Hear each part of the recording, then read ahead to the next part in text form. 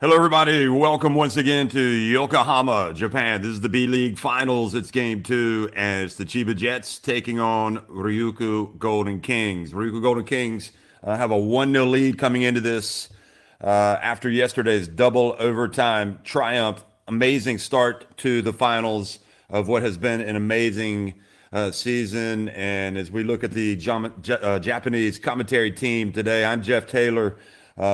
Bringing it to you in English along with Josh Bett. And we are covering this for you to bring you all the action of what has been a sensational campaign. And Josh, we're still catching our breath as we look at the commentary team. It's been a terrific season, and yesterday did not disappoint. Well, Jeff, I tell you what an unbelievable game we had yesterday. Not many people would have thought the RYUKYU Golden Kings could come here in town, but let's go back here as we look at the Hiroshima Dragonflies, one of only a few teams that have been able to defeat the mighty Chiba Jets this season here in the B-League. That was in game one of the playoffs this year, the quarterfinals. But Jeff, I'm telling you, Chiba Jets, expect a different team. They're going to come out guns blazing. I'm pretty sure we're going to go to a game three on Tuesday. Well, you have the crystal ball, and I do not. I have no idea what's going to happen, but this is going to be a big time game. You know, there were times yesterday where we really felt like, as we look at last season's triumph with Utsunomiya Brex and the celebrations that came after, and the head coach there, who's now part of the commentary team, just taking his foot off the pedal, and this is where he needs to be. Relaxing a little bit less stress. He's already climbed the top of the mountain, and now it's time to just enjoy the action like we are. There were times yesterday where it seemed like Chiba Jets were going to come back and win the game. They trailed for most of the game. They took the lead, but RYUKYU Golden Kings, they held firm and they made the plays late when they had to. Well, Jeff, one player we're going to talk about, of course, for the RYUKYU Golden Kings is Alan Durham. You know, at that point, Jack Cooley had fouled out of the game. They didn't really have a presence in the backcourt that was really giving them anything from the three-point line. But Alan Durham, a.k.a. the Hulk, a.k.a. the Miracle Man, the man from Wyoming, but he's a native from Michigan, as we mentioned. He was big in overtime. His influence could possibly bring them two hands on the title, but we will see how that goes. Here's a look at how the playoffs have panned out. And without a doubt, Alan Durham from Wyoming, Michigan, was the star with those 26 points. And I don't think there's any question he's going to be huge. But again, here are the highlights from yesterday. And it was really end-to-end stuff. Onodera getting out on the break.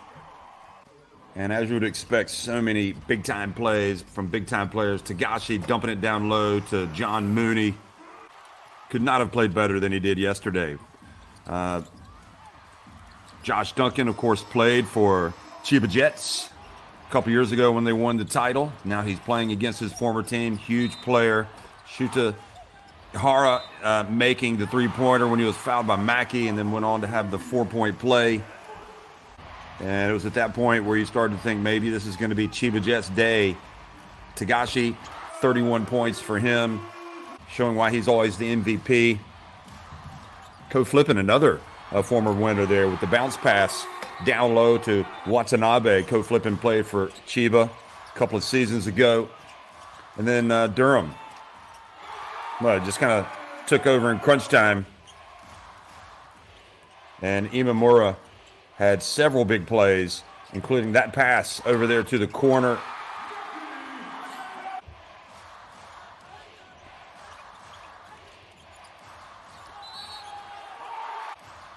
And Jack Cooley doing Jack Cooley kind of stuff, catching it down low.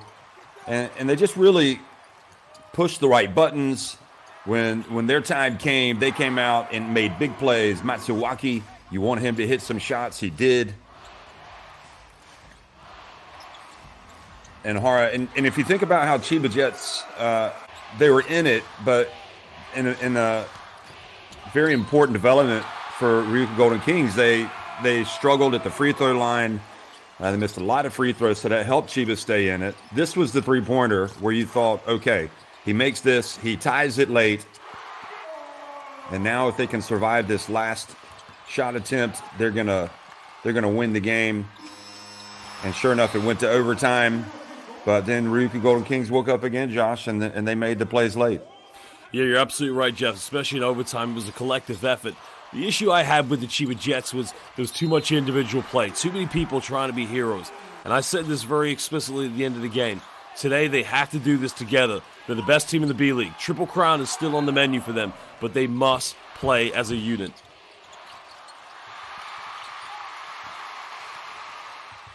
This is where they almost won it with Mooney right at the end of that first overtime. And then finally, Imamura, who had his struggles. I think that's a sign of a great player, is that you can have those struggles, but you nevertheless, you fight through the adversity and you make the big plays late. And we really, I think, both agreed that when it came right down to it, Chiba Jets, perhaps their overall team play late kind of let them down. Their execution wasn't quite there, and it was Ryukyu Golden Kings who won it. And we believe that Chiba Jets can come out and win the game. There's no doubt about it. I think if Ryukyu Golden Kings had lost yesterday, I think it would have been a huge ask for them to get off the canvas and win today. So 96-93. Look at the rebounding numbers. Chiba Jets did much better on the boards in the second half than they did in the first, but that was important. Look at the bench points down at the bottom, 45-4. How can you explain that? Well, I just think it was a really strange night for the Chiba Jets. They did get after their perimeter shooting like they like to have done. That man there, Christopher Smith, in the semifinals, especially against Alvak Tokyo, he was unstoppable. Vic Law did have a tough night, but again, he made that big three-pointer that took them into overtime. But that guy there, John Mooney, we talked about this. Jeff, I'm wondering how he's feeling coming into this game. He looks okay now, but he for sure definitely sprained his ankle when he went for that final play up against Alan Durham. Bench points, this is a team that bread and butter is perimeter shooting, but we got to credit the defense of Ryukyu Golden Kings, forcing Chiba into tough shots. The question for me is, what response are we going to have from John Patrick's players tonight? Are we going to see a tough team on defense, or is it going to be an individual play of one-on-one basketball again from them? Well, we have the lineups, and again, Tagashi right at the top, the player that you have to talk about before anybody else. And I wonder if John Patrick is going to make any changes today. Well, again, you've got to go to the quarterfinals when they lost game one against Hiroshima Dragonflies. It was one shot from Yuki Tagashi. They could have won in the game. I don't think you'll make any changes. Every great team is going to go through a stumble. I'm pretty sure after yesterday's game, he brought them together. They reflected on the game, and they said, look, this is what we got to do to be better. I'm sure he'll go with the same lineups he's had throughout the regular season. But again, it's time for championship DNA to prevail. Can the Chiba Jets respond from after a disappointing game? Well, Chris Smith, a lot of attention on him, and just did not have his best game today. As you can look at his numbers, and you're talking about one of the best players in the league, and for whatever reason, he just could not get into the flow of the game. And there's no way, I suppose, that he would expect to perhaps be out there even more, take more shots. And I think Ryukyu Golden Kings defended him about as well as they could.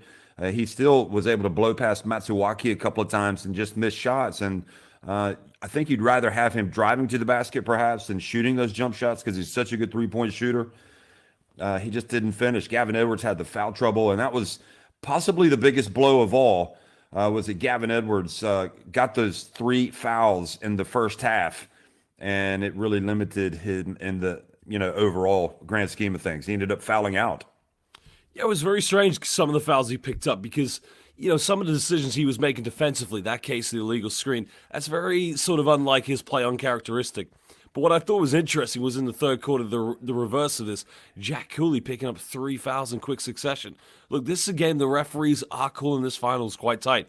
So these players, it's about very intelligent plays. Every decision they make, the margin for error is very fine here in the B-League finals.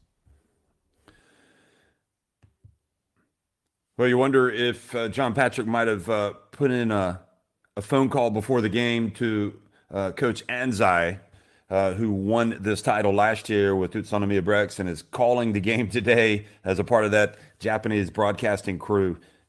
Here's Shutahara.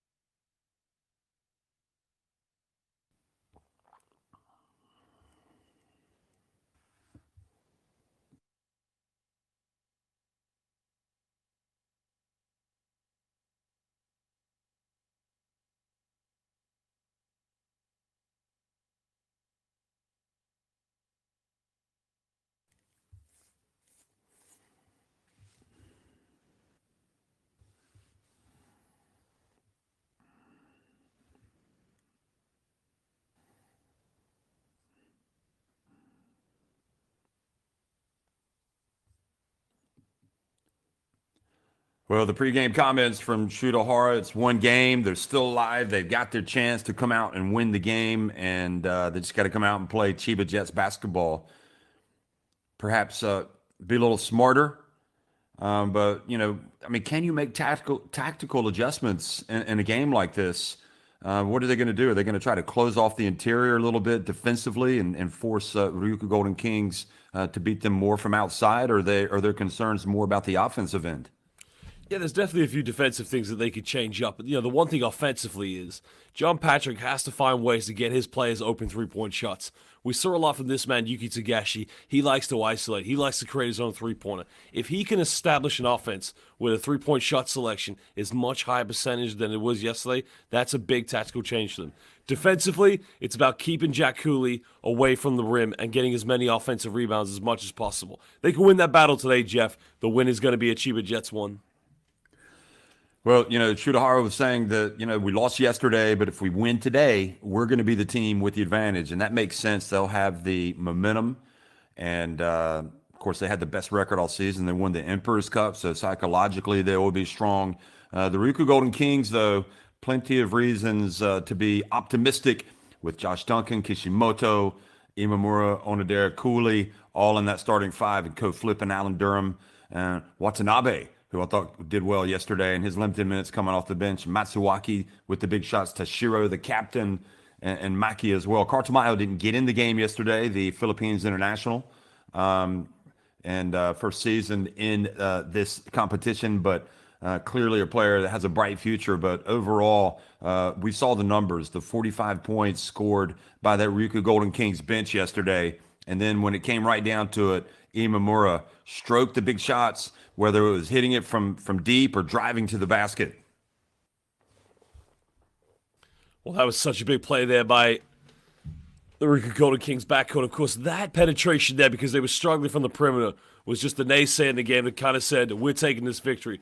But Jeff, as confident as they look right now, that's only game one. You have to win another one to win the championship. And they don't want to go to a game three. So they've really got to hope they come out here tonight and have a really good game against the championship favorites.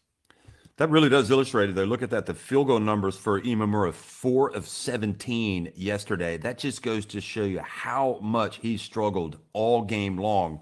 And yet, when it came right down to it, his shots at the end won the game. So mentally tough. And Josh Tucken, I like the way he plays. He kind of lets the game come to him. He he's yesterday had the confidence to come out and knock down the first three-pointer of the game, and ended up having a very, I felt like a solid performance. Yeah, no, to be a very good big man here in the B-League, to be a solid center, you got to be able to play the power forward role. You also have to be a very good three-point shooter. But what I like about the centers here in the B-League, whether it is Gavin Edwards, Josh Duncan, whoever, you name it, a lot of them, as you mentioned, they don't allow the focus to be about them. They do the intangibles. That is their biggest job. Yesterday, his biggest thing was getting offensive rebounds, putting up some tough shots in the paint, and just playing off his backcourt. He could be the big glue here to make sure that they win this game and have two hands on the championship. So he had 13 rebounds overall, and Jack Cooley is Mr. Rebound as well. He was terrific on the boards. He had 7 offensive boards, 12 rebounds overall. Here's Imamura.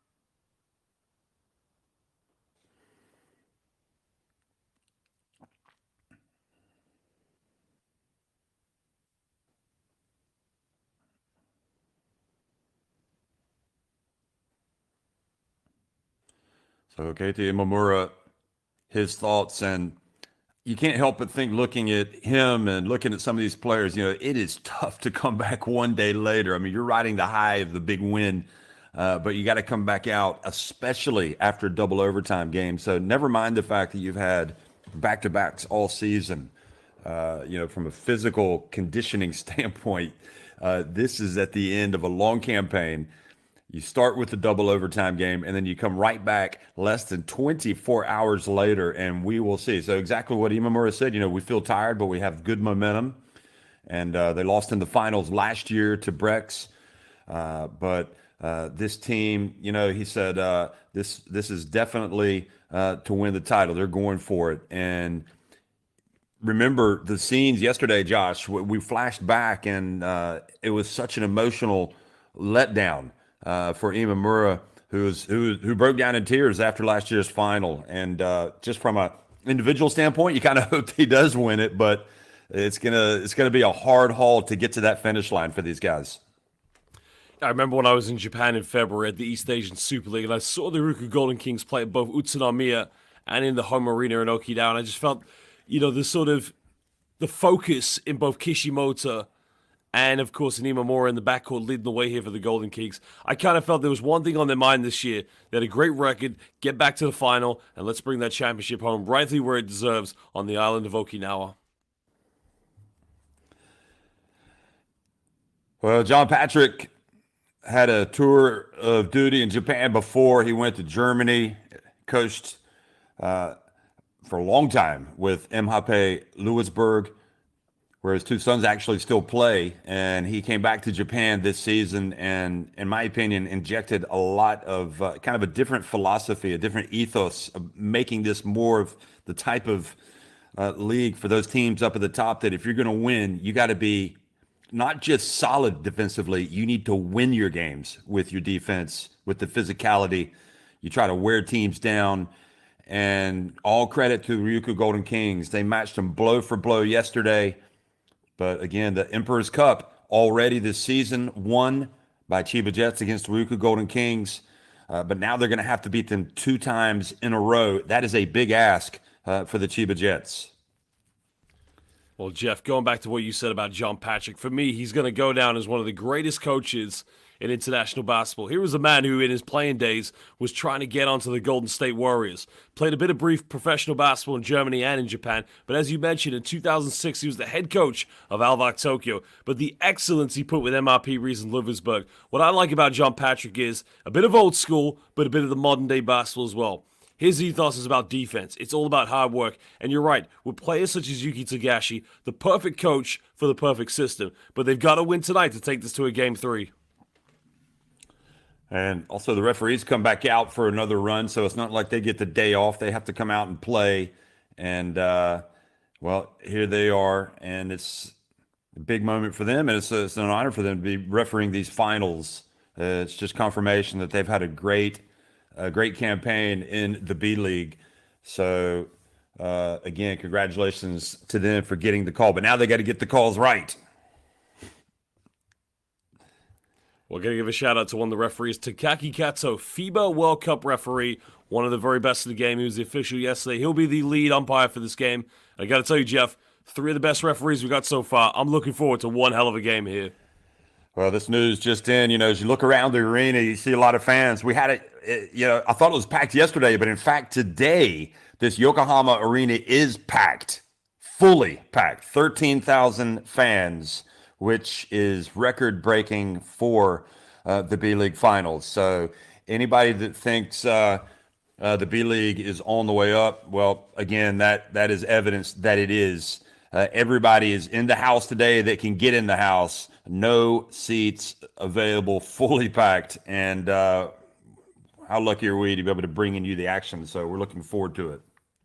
That's very interesting, Jeff. I remember speaking to Nick Fazekas about this, who currently plays for the Kawasaki Brave Thunders and obviously the naturalized player for the Japanese national team. When he started his career here in Japan, I think it was in 2013, he just said season after season, it went from hundreds to thousands to almost near, they were almost having to shut the door because so many fans come in.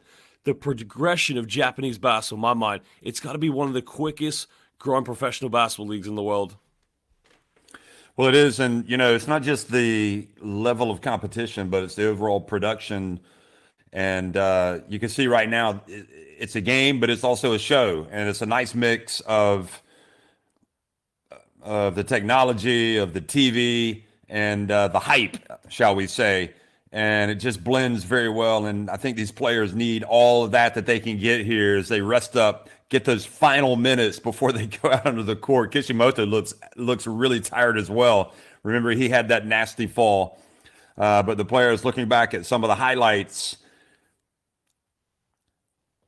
and they're gonna write the second chapter today. The big question is, will it be the final chapter of the season as these teams go for the B-League trophy?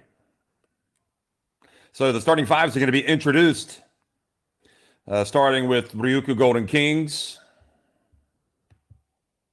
Josh Duncan comes out.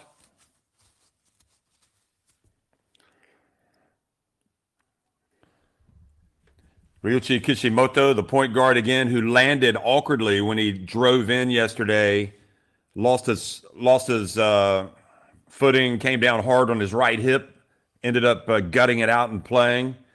Imamura, number 30, we've spoken about him. Onodera.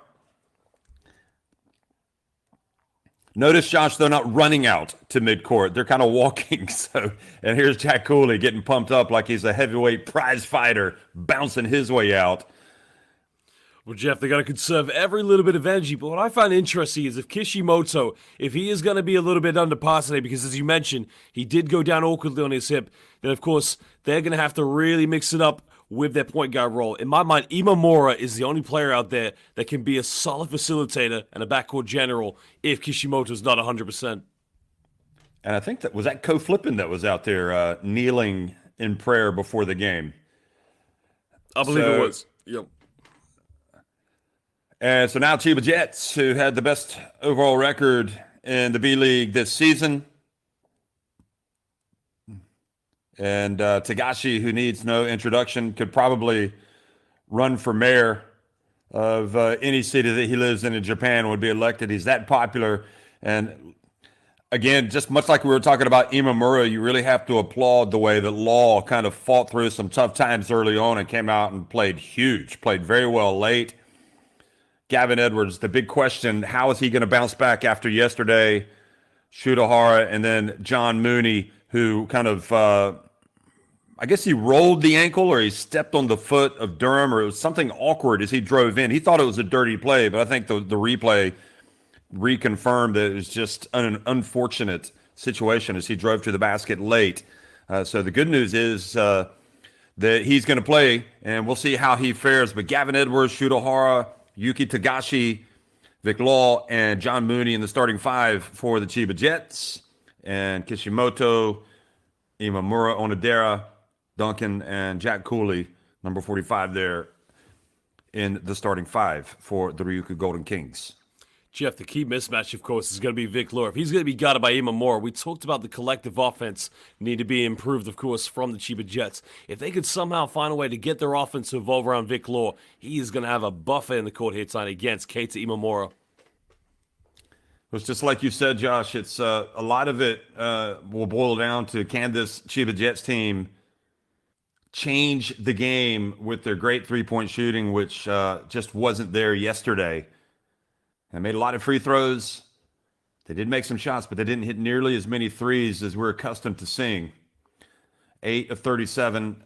That's not Chiba Jets basketball. So the burden, the onus is on them to bounce back. And the Golden Kings, well, they did it yesterday. They've got to do it at least one more time. They've got 2 shots today or in a game 3 if that ends up being played on Tuesday.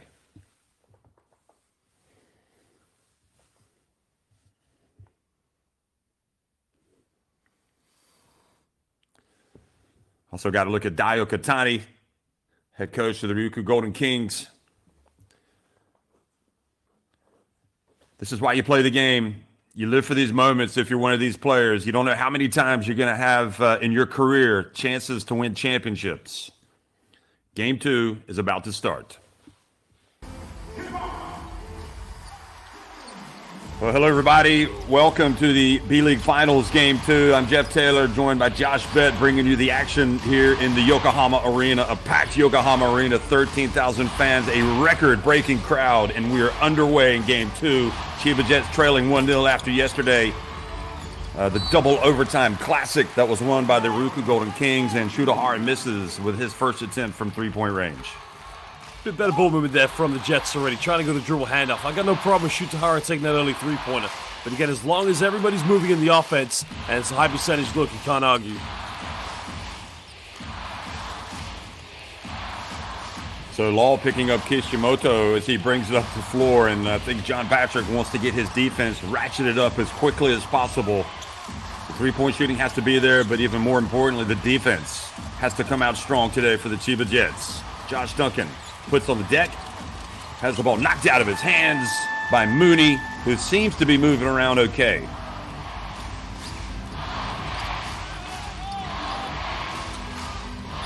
Here's Edwards, fouled out yesterday, puts it up, and a little too hard. Another of those national team naturalized players for Japan, Gavin Edwards.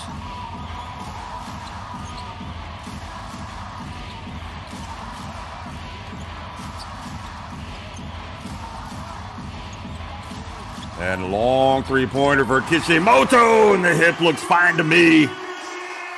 Jeff, that was from no man's land. I mean, he took that. I'm not sure if that was Stephen Curry in a RYUKYU Golden Kings jersey.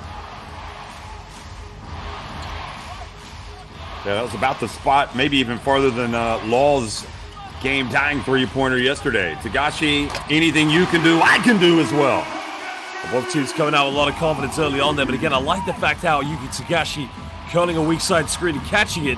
Again, lacking no confidence whatsoever.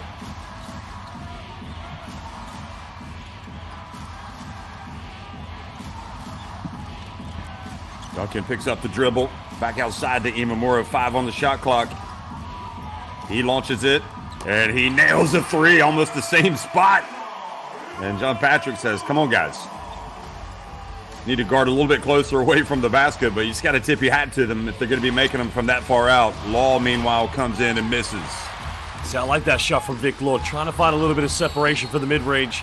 But again, Jeff, RYUKYU Golden Kings, they are coming out like a house on fire. Ooh. And Jack Cooley, when he goes down and is feeling it, you know he really must be hurting. Let's see this again. So it's, so it was Law who stuck his left shoulder into him. They should have a look at that, in my opinion. I mean, he's running right down the court and just leans into him. I'd be very surprised if they don't review this. This is the three-pointer. And then Imamura hit the three. I mean, the question, Josh, is that a basketball play? In my opinion, no, that should be an unsportsmanlike foul. But again, I'm surprised they're not going to review this. Unless they're saying that Cooley ran right into him. But anyway, here is, again, the pass. Kishimoto. And Cooley seems okay now.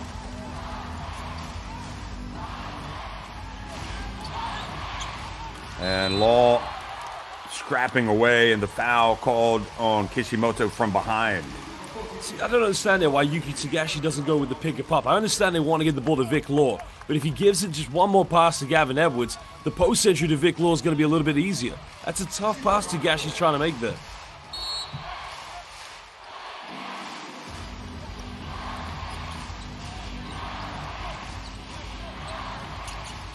John Mooney, and strokes the three. Boy, what a good shooting big man he is. Jeff, great perimeter shooter for a center. But again, what I find interesting is his release is so slow. Usually the defense will have a bit of time to try and close him out.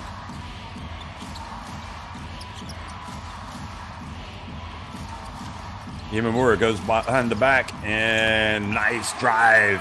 Imamura starting a little bit faster today than yesterday. Tagashi quickly on the counter. And Edwards knocks it out of bounds. Missed attempt there, Jeff, but again, I love the way how quickly the tempo this man plays at. Yuki Tagashi is a game changer. He just knows how to play a different pace. And if he continues to play like this, it's really going to test the transition defense of the RYUKYU Golden Kings.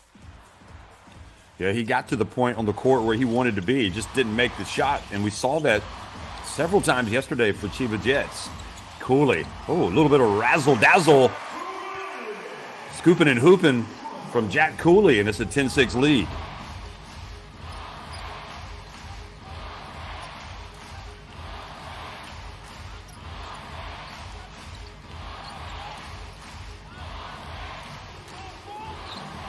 It'll be interesting to see Law the first time he goes in there up against Cooley after their earlier little collision. And Tagashi not going to miss many if he gets that close to the basket. So he pulls his team to within 2.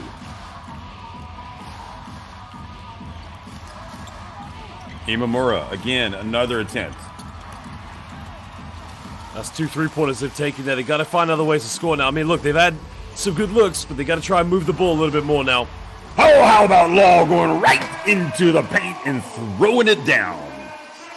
Well, he talks about rim protection for RYUKYU Golden Kings, and again, fatigue is settling in. That's 2 times now. Tagashi and Vic Law getting into the paint with no issues. Golden Kings got to step it up.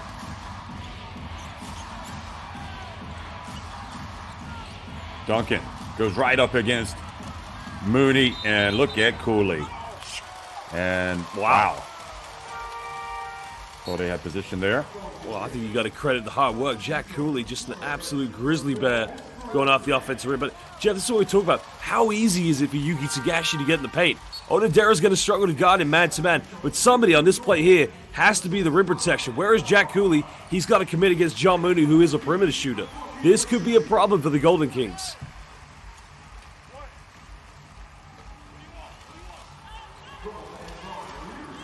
So Matsawaki comes in nearly 5 minutes into the contest, as does the Morocco man, the Hulk, Alan Durham. And back to Cooley, and Cooley again gets it to go. Much better. Higher percentage looks, and if Jack Cooley is getting those opportunities, you like your chances if you're the Golden Kings. All right, he attacks, drives, and Durham rebounds and runs. Uh-oh, nobody's picking up Durham. And he just misses the layup. He kind of flicked the ball up there instead of going to his left hand.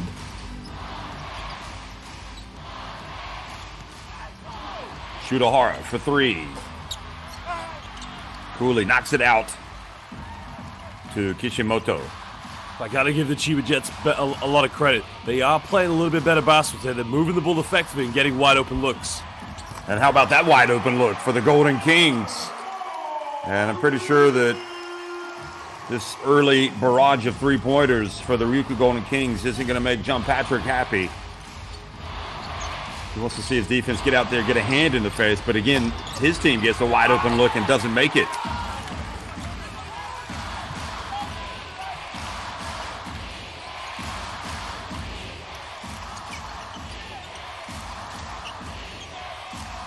Matsuwaki running the baseline. Here's Cooley.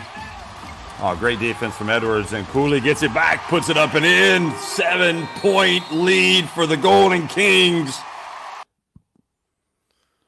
Save some of that emotion, Jack. You got a long way to go. Well, Edwards is calling for a traveling violation, but the thing is, when he went to block the shot, I think he might have a case here on the second shot Jack Cooley took. But, Jeff, how relentless the tenacity of Jack Cooley. This guy never gives up.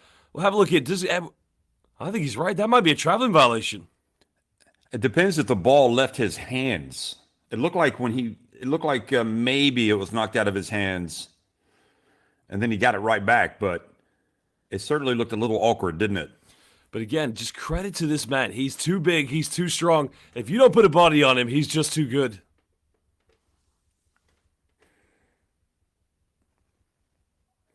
Dio Katani has to like to start, and John Patrick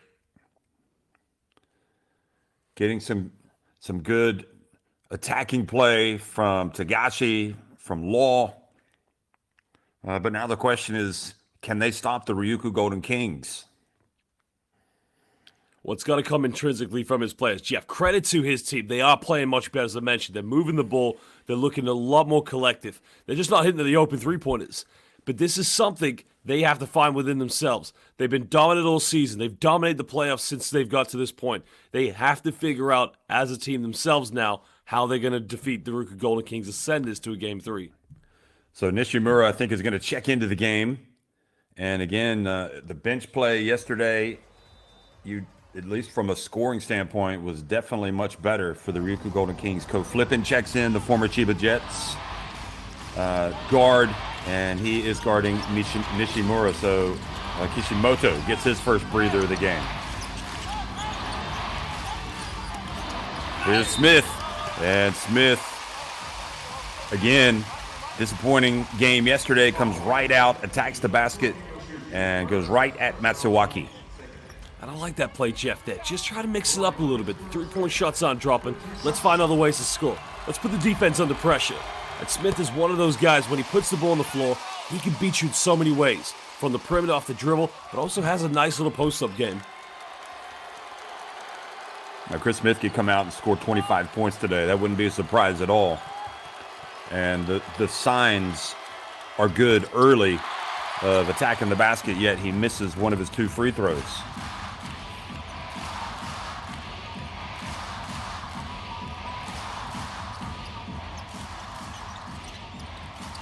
Matsuwaki guarded by Nishimura. Ko Flippin, baseline, good pass. Oh boy, and Durham couldn't corral it. Here's Smith, open floor. Oh, I think he charged. And good defense stepping in front of him, and Matsuwaki takes one for the team. Well, Takaki Gatsu's imminent. That was the charge. Have a look at the replay here.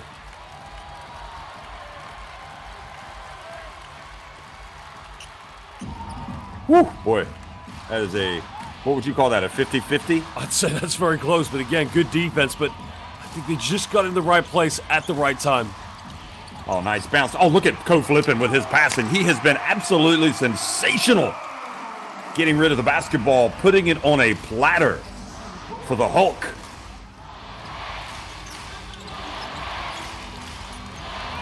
Nishimura looks at the referee and says, what about the bump from Ko Flippin? Oh, now bounce pass. And Edwards couldn't catch it cleanly. Here's Ko Flippin, open court, over to Duncan. And the foul has been called. Nishimura goes over to the referee and says, I got bumped. It was the backdoor play there, Jeff, that just made the defense scramble. I mean, look, it's a beautiful pass, but if they don't get caught in that backdoor play defensively, the Chiba Jets will have that possession in their pocket. Josh, I feel like Ko Flippin is crying out for more playing time, and we were wondering if there was anything going on between him and Alan Durham. Maybe things weren't okay. I spoke to actually Tom Hovash yesterday about it, and he said, no, they talked together on the court, so I think it's just a little in-game frustration at times. Imamura comes out of the game. Yeah, Ko Flippin's a competitor. He wants to win. You can see that. A lot of it is just emotion in the moment as well. But I think yesterday, the 3 turnovers he had in the first half, I think sometimes it's just about accountability. We know what a great player Ko Flippin is, but at times they need him to be a reliable player where he can handle the rock. You definitely would rather have him shooting those jump shots than penetrating and dishing. And we saw him miss the open jumper there. Now Nishimura quickly to the other end. Edwards, slow start for him again today. The ball knocked out of the hands of Law. Well, Vic Law identifying he's being guarded by Alan Durham, and again, just tries to get right by him. But, Law's got to be a little bit more aggressive. He's got to be a little bit hungrier. They've got to keep attacking the basket and try to put the Golden Kings into a bit of foul trouble. Sato's checked into the game, gets it to Law.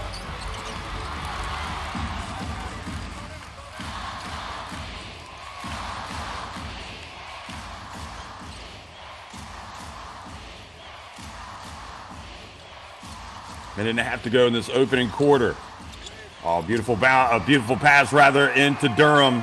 And he gets the low 5, and those two are on the same page right now. It's the second time he's put it out there for Durham.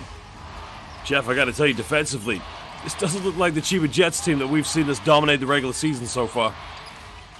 Sato, a little bit of a fake, gets open, and those shooting woes that we saw yesterday continuing here at the start of the game for Chiba Jets.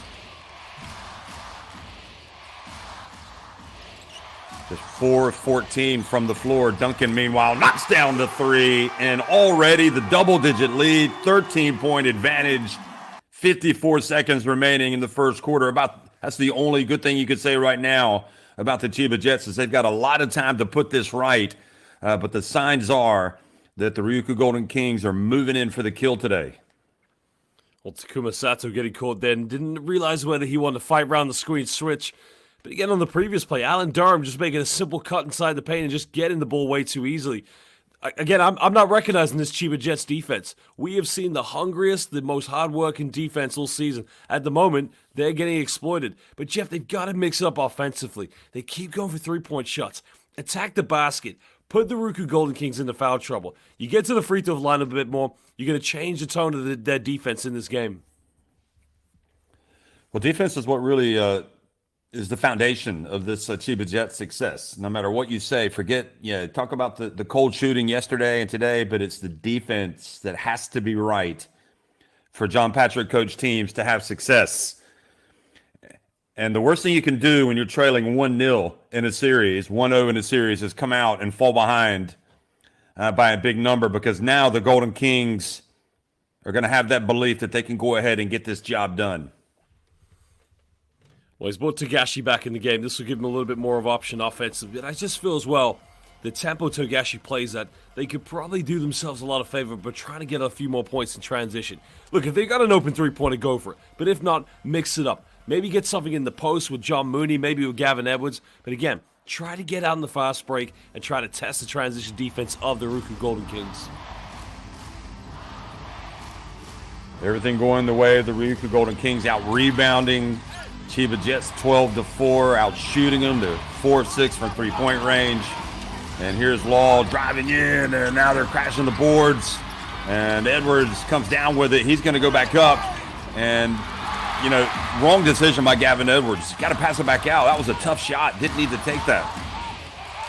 Yeah, precisely right. But again, you got to like the way Vic Law gets to the bucket. Unlucky play there. But Jets, now they got to do it defensively. More positives, but now they got to get a stop.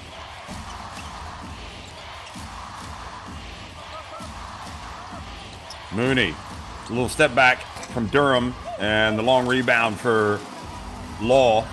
And now Togashi avoids the foul, pulls up on the break, the three-pointer. Wow! Right at the end of the quarter. Yuki Togashi. Well, Jeff, maybe that will give him the confidence going into the second quarter. Wow.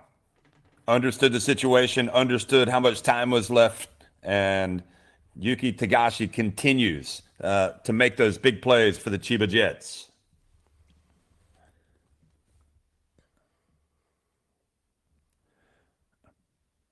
Well, yesterday at this time, John Mooney was already knocking on in terms of double-digit scoring. He's got just 3 points today, but Yuki Togashi, it's more of the same from yesterday when he had 31 points.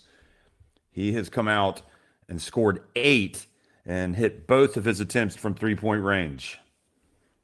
Yeah, Mooney, I think, of course, it looks like he's moving around okay, but again, we don't know exactly how he's feeling when he rolled his ankle yesterday against Alan Durham. But, if you've seen the key X factor that will be the difference for the Chiba Jets, in my mind, it's going to be Vic Law. How easily this guy can get to the bucket. But, they got to crash the rebounds. They didn't get as many offensive rebounds yesterday as the Golden Kings. If they can get more second chance points, that's just a glimmer of hope that they can take this to a Game 3.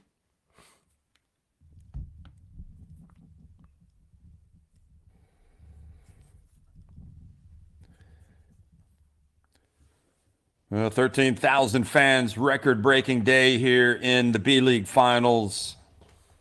It is packed in Yokohama. And yes, they are putting on a show, including Togashi, who puts up the three, scores it, buries it over Maki, who got the hand up. It's going to be exciting watching Tagashi the rest of this game, the rest of this series, and seeing him play for Japan this summer at the FIBA Basketball World Cup, which is going to be in Okinawa. And boy, they got their work cut out for them going up against some really good teams. Germany, Australia, and Finland to try to get just to the second round. They're playing in the group of death. Tagashi's focused firmly on the B-League finals right now and trying to even this series. So, chance to cut into that lead thanks to that three-pointer. Now they've got another possession to start the second quarter.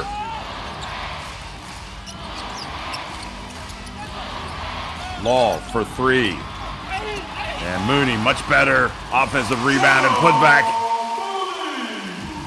Well, that's what they got to do, Jeff. Get second chance points. Dig into the lead. They're on a 5-0 run now. Can they get a stop here and try to move down to confidence?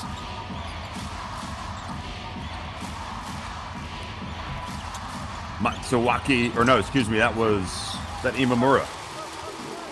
Well, it was off target. Here's Tagashi. No, that was Matsuwaki, excuse me, who missed that three.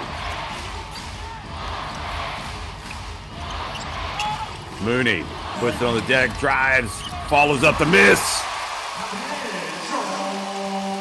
Already, twice in succession, John Mooney scoring on offensive rebounds and putbacks, that time on his own missed shot. And suddenly, it's a 6-point game. Toe flipping, lets it fly. Wow. Talk about taking a shot with confidence. Well, Jets went on a 7-0 run there, but I know they probably want to give that shot to Ko Flippin. You can't let him have it that wide open. Tagashi, meanwhile, answers quickly. He's got 10.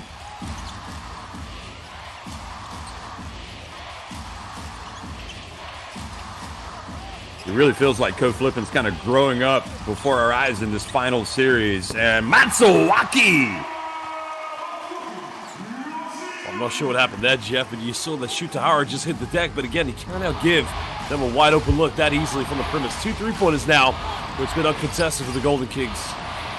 Well, of all the players out there for the RYUKYU Golden Kings, Matsuwaki simply cannot have any space, or he's going to take the three and usually make it. This time Mooney comes out and guards him. And Tagashi reaches in and fouls Durham. I mean, you live with Matsuwaki's defense. I'm not saying it's horrible. He's been able to draw a charge today, but you can live with it because you know that if he's left open, he's going to do this. Well, I think Shutahara just tripped over Gavin Edwards, so that was his own teammate, but you're absolutely right. You cannot let this guy just have a little glimmer of hope. But now it's going to get a little bit more tough here for the Chiba Jets because John Mooney, where he was getting offensive rebounds, all of a sudden now Jack Cooley, the Wolverines, back into the game. He's a Wolverine, except when he used to play for Notre Dame against Michigan. He wouldn't have wanted to be called a Wolverine then. Here's the turnover. Law gets up to midcourt. Beautiful bounce pass to Mooney, who goes in calmly. Oh, and almost had an and-one, but he's going to have to settle for a couple of free throws. I'll be disappointed not to get the and-one, but you like to see John Mooney quickly get out in transition. It's always good when a big man is willing to run the floor.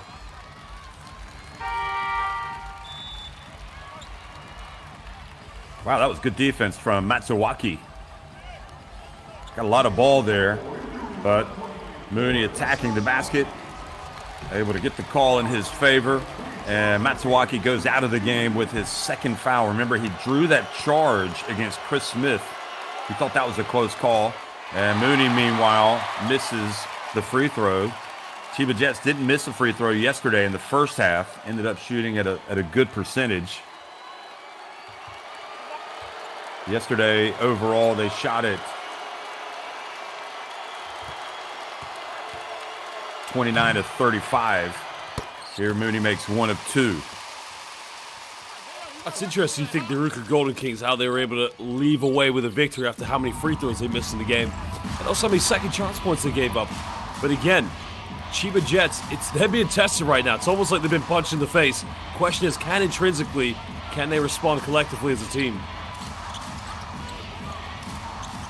Well, it seems like Mooney has kind of flipped the switch here. Let's see if his teammates can as well. Here, the double team on Durham. He's able to get up. He misses, and now the rebound and run from Law. And the wide open three-pointer from Agal.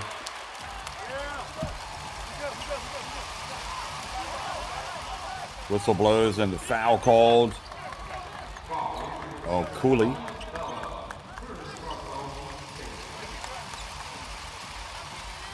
Is it Durham? Let's have another look. Oh no, excuse me, I think it was Durham. Yeah, I think he just flinged his elbow at him. Yeah, that was on Durham. Here is Tagashi off the front of the iron. And Coach Flippin able to beat Mooney to the basketball. And then the last touch, it goes off of Mooney. And that's good hustle there by Coach Flippin, just running with it out of bounds and making that little effort to throw it off John Mooney.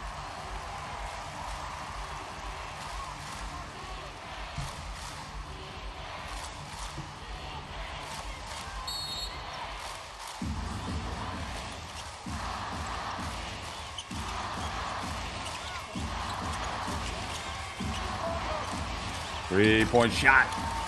And the rebound falls right into the hands of Edwards. So this is where they got to get into a good half-court set now. Move the ball, get a high percentage look, and build off the confidence. Wide open look at Gowell this time, and again, another miss. Durham. The captain, Hashiro Maki, gets on the baseline, puts it up, and he misses, and Law rebounds. It's interesting, Kishimoto and Imamura's been out of the game for quite a while. Maybe it's to conserve their energy, but again, you feel like if they're in the game, they could definitely blow this game away in the backcourt. Mooney, and the long rebound by Ogawa. Ogawa, excuse me. Edwards from deep.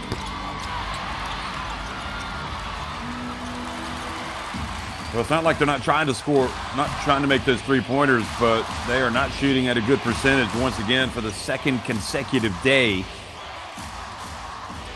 think that makes it 3 of 12. And now the turnover. Here comes Tagashi. They've got numbers. Oh, beautiful pass to Mooney. And terrific defense from Durham. You cannot believe it. They did not score on that break. They had numbers. Durham defensively put his hands up. And the frustration bowls over. That's a 4-on-1. They got to capitalize it. But John Mooney, I know he's struggling on one ankle. Behind the back pass, just go up and try to dunk the ball. You attempt to dunk the ball, you're going to get fouled. It's the previous play he did where he should have got the M1. It's too soft from John Mooney. Well, I'm not sure they're going to win this. So they're going to use their head coach's challenge here.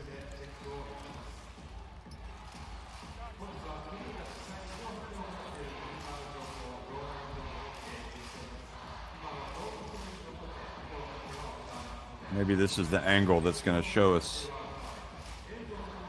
No, because we don't see the ball until after. Maybe it does go off of the Golden Kings there, off of Mackey. Or does it go right through his legs? It looks like it maybe grazes his right calf.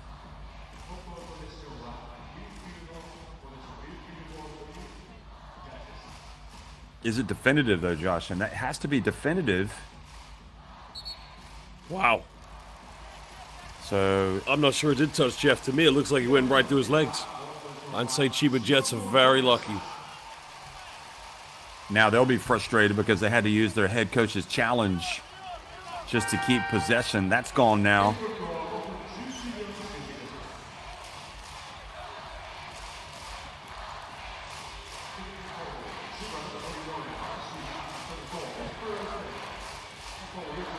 Interest as well, Jeff. Both teams only 1 and 2 team fouls so far here in the second quarter. Just goes to show the fatigue really has settled in because neither team really wants to play in and around the basket. Really settling for a lot of perimeter shots.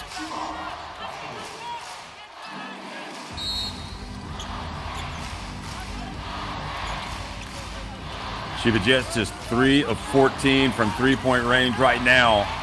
And let's see. Shiro with the foul on Smith.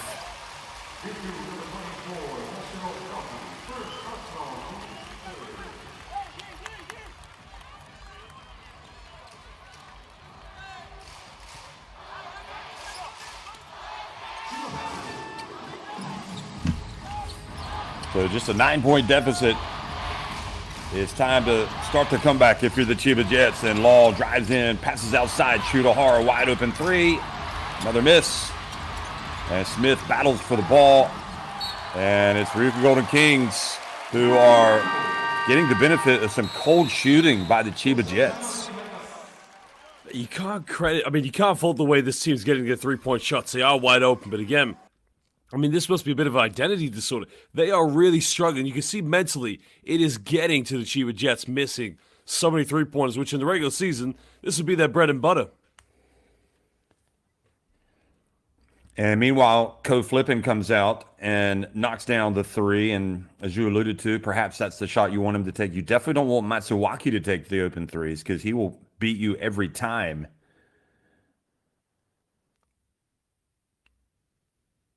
So it is more of the same from yesterday. And from a scoring standpoint, Durham leading the way.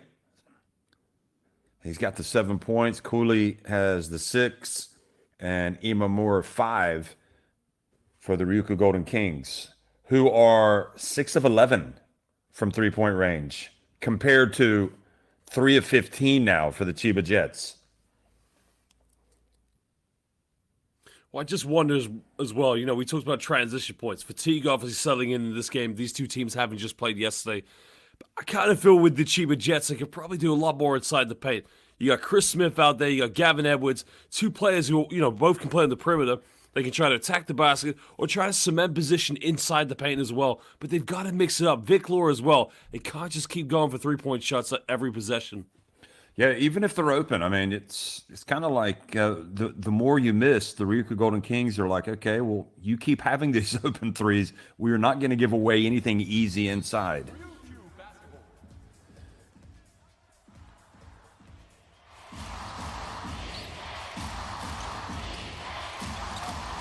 So Kishimoto back to Imamura, who's in the game, and his pass right into the hands of Smith. He's not going to miss this one. He's going to lay it up and in. I thought he was going to throw it down. Tashiro chased him down, but Chris Smith, maybe the missing link in this offense. Yeah, it's a nice little defensive play. They're able to convert it into transition points. Get some more of those, you can get yourself back in the game. Oh, the pass to Cooley. They'll take that every day of the week. Gavin Edwards' position on defense, Jeff, he was nowhere to be seen. He was in no man's land. He's got to do better than that if they're going to try and compete. Smith trying to take on Tashiro, and it's going to be RYUKYU Golden Kings. Great defense from the captain. Tashiro playing a big role in this finals, getting a lot of minutes.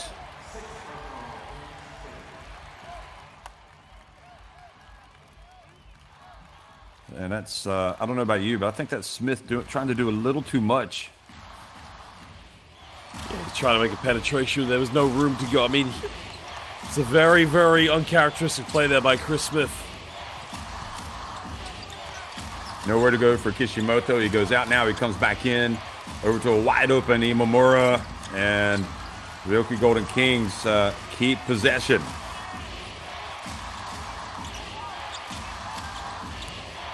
Kishimoto again to the corner, goes right through the hands of Imamura. Well, that was good from the weak side. They didn't overhelp there from Shutahara, because if he did, Imamura would have been wide open. Defensively, that was good positioning by the Chiba Jets. Jeff, as great as they are, they get a break on offense, but then defensively they let themselves down. 3:36, and they got to try to cut this down to between 5 and 6 points going into the second half. Tagashi has not scored since he got his 9th and 10th points. Here's Law, has yet to get it going. Edwards. Duncan ready to help, and the foul called on Tashiro. And I like that offense, Jeff. Run a few ball screens, get the switch on defense. Tashiro's got the mismatch. Well, Edwards is being guarded by Tashiro. Throw the ball down low. Let them foul you. Now they're going to go to the free throw line. I think they got one more foul to give. Yeah, that's not a bad foul because they weren't over the limit yet, but now Tashiro goes out. And really good quality minutes for him as Onodera comes back into the game.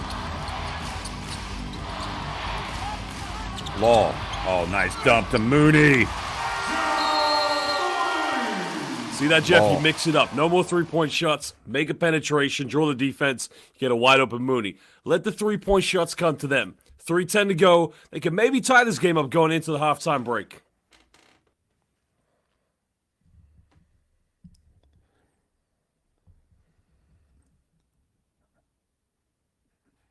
So Cooley went over to help as Duncan not able to keep Law out.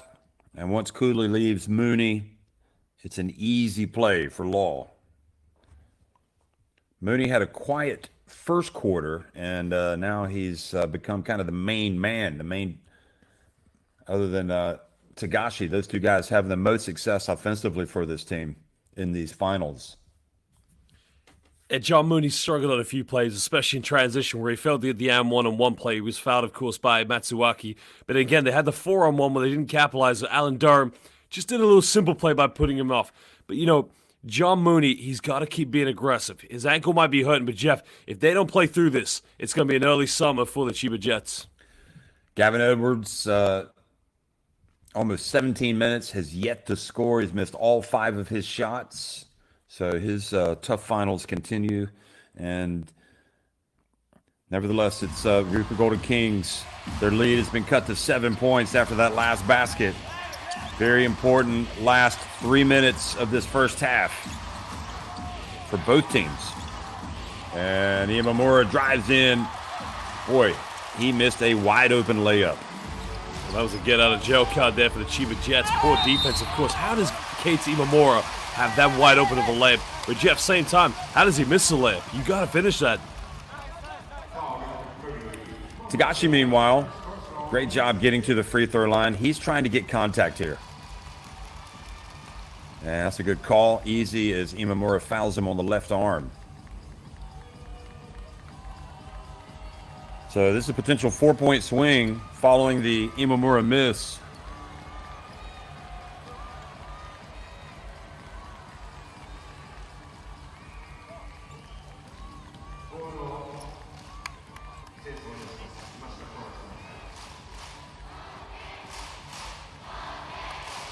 So a little bit of moisture on the basketball, I guess. What are they, sanitizing it? What's going on over there? I think they're just trying to deal with the moisturizer technician removals. It's quite a hefty responsibility these days. There's the Dai Okatani sketches that you're such a big fan of being waved in the crowd. And the Chiba Jets just trying to will their team to a Game 2 victory today, but it really has been a hard slog for them in these finals. This is a sign of a team with championship DNA because, you know, where they have the only game they lost in the playoffs was in the quarterfinals, Game 1 to the Dragonflies. But if you're the kind of team that when you are struggling, you claw your way back into the game and you do it a very rugged way, that is a good sign of championship DNA. So if Chiba Jets do win this game, it will be a good test for them. Get a day off, which will be tomorrow, and come back Tuesday for the final Game 3.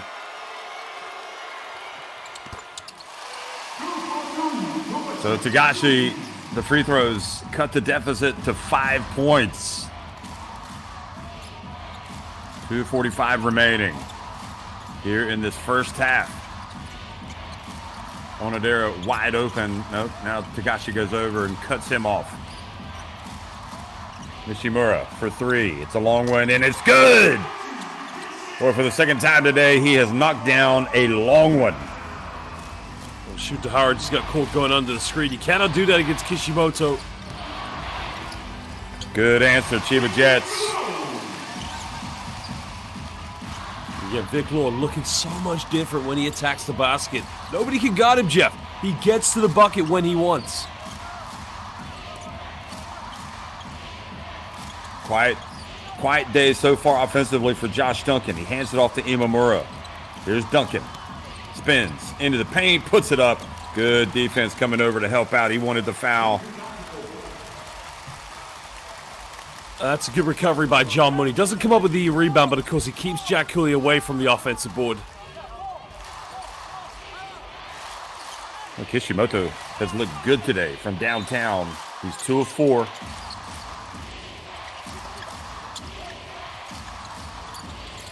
And Duncan has no choice. He has to launch it. And, well, I tell you, that's hard to do right there. Get that basketball to bounce 3 times off the top of the backboard. I was wondering if that was going to go in. So a little bit of opening here for Chiba Jets right at the end of the first half.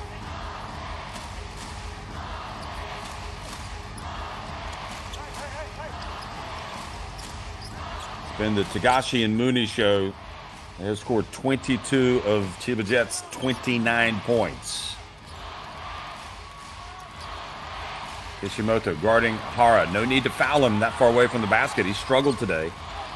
Here's Law. And the collision and the foul called on the Chiba Jets. That's just such a silly play by John Mooney, Jeff. No need whatsoever.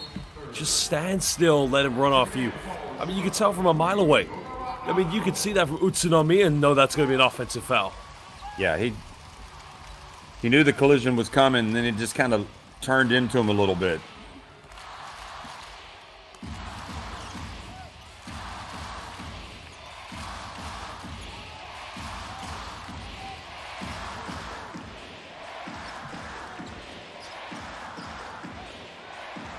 Cooley catches it deep. Oh, nice patience, nice footwork, and Gavin Edwards' misery continues. Jeff, I like the post footwork there. Jack Cooley looking like Kevin McHale with all the pump fakes. Doesn't try to bully his way to the basket. Simple footwork and a few pump fakes. Beautiful bounce pass, Mooney to Tagashi.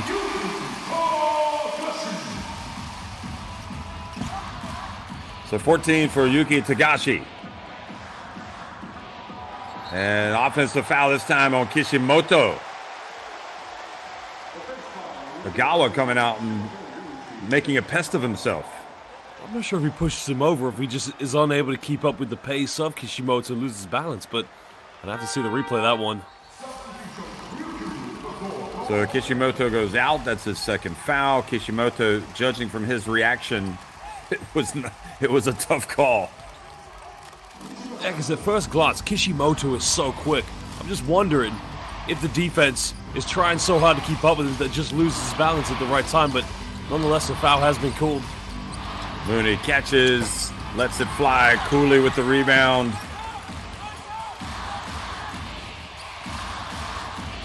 Chiba Jets absolutely struggling again from deep. 3 of 16 from behind the arc. 7 seconds difference on the game clock and the shot clock. Imamura fumbles it, gets it back. He puts it up, makes another 3. John Patrick appealing for a double dribble. He's not going to get it. Law lets it fly right at the end. And it just feels like right now this is going to be the finals for the RYUKYU Golden Kings as they go for that first B.LEAGUE title. They lead it 40-31, even when things aren't going well. Let's see if there's a double dribble. Ooh. Did he touch it with his other hand? He definitely kind of paused. I think John Patrick may have a point there. It does look like he fumbles it and maybe grasps it with 2 hands, but looking at the body language of the Golden Kings players, yeah, they're flying with confidence, but you got to remember, you got another half to play. You got to try and stay focused here, go into the halftime break and come out strong again in the second half. But Chiba, same thing for them. A lot more positive play from the second quarter, but a few silly plays have given away. They haven't taken the most advantage of the transition points. But again, they're almost in there. They're almost getting back, but they're not quite there yet. Well, as badly as they have shot the basketball, just 3 of 16 from three-point range. They're lucky to be down by just 9 points because the RYUKYU Golden Kings, meanwhile, are 8 of 15 from behind the arc, and they are 20 minutes away from celebrating a B.LEAGUE title, but 20 minutes is a long time. So 40-31, RYUKYU Golden Kings on top of Chiba Jets here in Game 2 of the B.LEAGUE Finals at halftime. We'll be right back.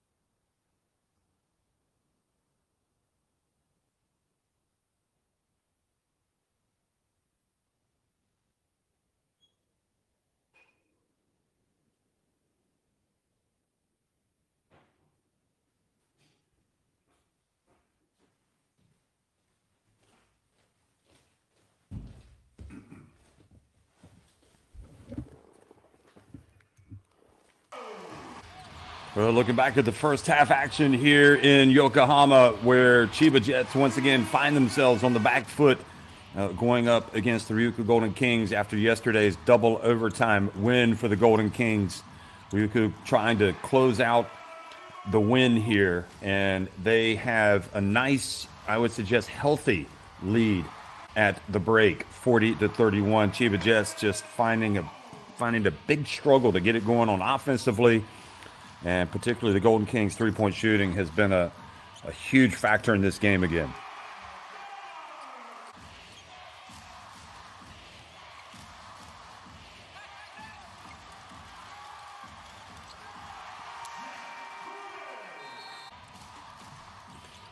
Well, Jeff, it's a 9-point ball game at the moment. You got to give it to the RYUKYU Golden Kings. They're looking more aggressive and more determined to leave with the victory and leave with the first ever B.LEAGUE championship. Well, Yuki Tagashi had the 31 points yesterday. He hit this shot right at the end of the first quarter. And feels like Tagashi is on his game right now. Good defense there from Chris Smith, getting his hands up, causing the turnover, scoring on the break. But he has yet to shift into that gear that Chiba Jets need. Kishimoto, meanwhile, has hit a couple of long three-pointers.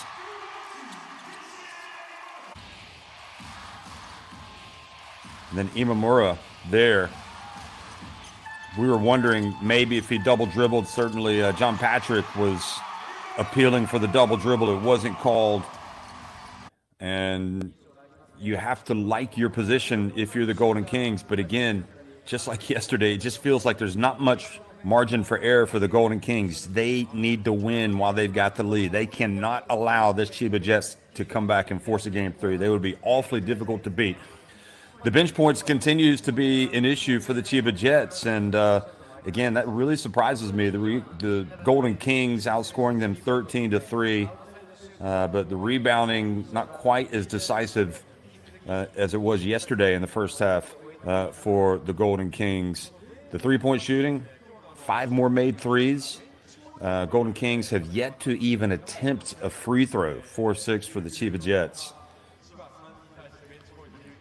Jeff, I think what that stat tells us here with 0 free throws. Look, only 6 free throws for the Chiba Jets. This is game 2. This has been a long, grueling season for these two teams. Remember, every weekend they play back-to-back doubleheaders, and they've done that for the last 3 weekends so far. In the case of the Chiba Jets, they went to 1 Game 3 series. So I think for them, both teams, naturally they'd like to play from the perimeter because they don't want to overexert themselves in the case they do have to go to a Game 3, which the Chiba Jets really need to make sure happens here tonight. What in the world can Chiba do to get Gavin Edwards going? I mean, he is just too good of a player to be sitting here at halftime, having played 20 minutes and without a point. He does have the 6 rebounds, but he's 0 for 6 from the floor. And it's really a two-man show offensively. Even Law has yet to get it going today. Just 4 points for him. He's 2 of 7. It's all Tagashi and Mooney, 24 of the team's 31 points. Well, one telling stat that will go in the favor of the Chiba Jets. They got 7 offensive rebounds as opposed to 3 for the RYUKYU Golden Kings. If they get more second chance points, it's another way Gavin Edwards can kind of get himself in this game. But at the moment, he's very content to settle for perimeter shots. Said this whole game, they got to find other ways to score. If the three-point shots aren't going to drop, then again, they've got to go to another part of their DNA.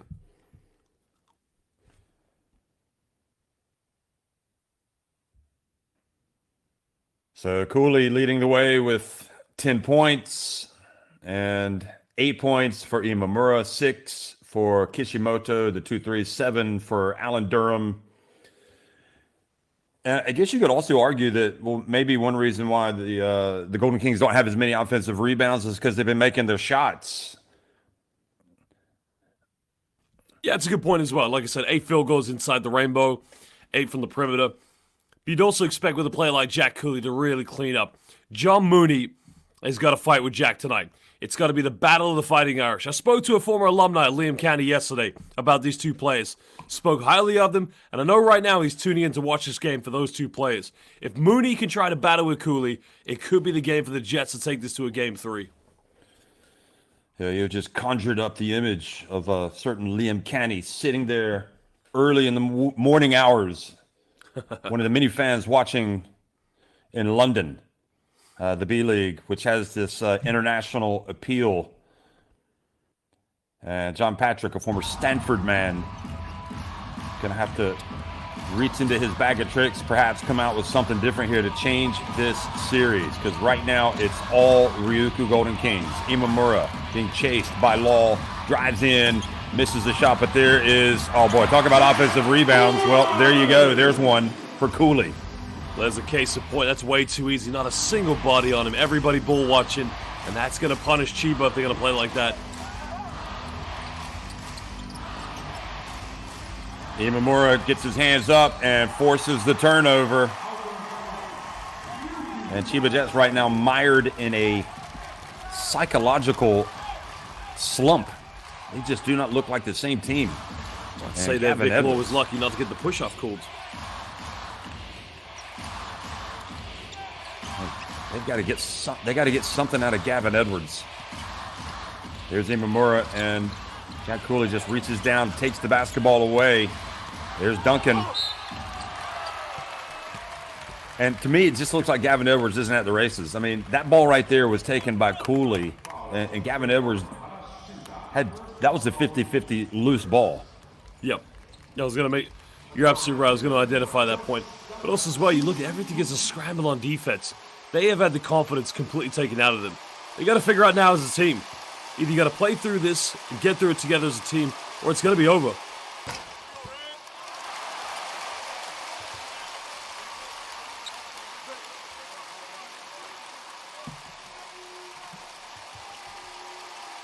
Well, 53 wins during the regular season. They split their 2 meetings with the Ryukyu Golden Kings. They beat them in the Emperor's Cup to lift that title. And right now it's Ryukyu Golden Kings showing a little more hunger.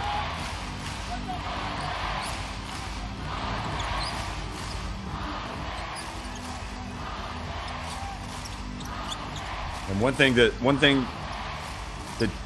it did happen, in fact, is we look at Gavin Edwards finally getting down low and scoring and getting an and one. They only lost 2 games in a row all season in the B-League, May 7th and May 13th. Okay, so they lost their last regular season game to Utsunomiya Breaks 82-80, and then they lost that opening game of their quarterfinals 72-70. So it would be a rare occurrence for them to lose 2 in a row. Here's Edwards. Maybe this is a good sign for him. Well, Jeff, they were great this year. I think they set the record for, was it 24, 25, or 6 consecutive victories in the road. That's exactly right. That's regular season, Jeff. Now they're being tested. They were tested in game 1 briefly by the Dragonflies.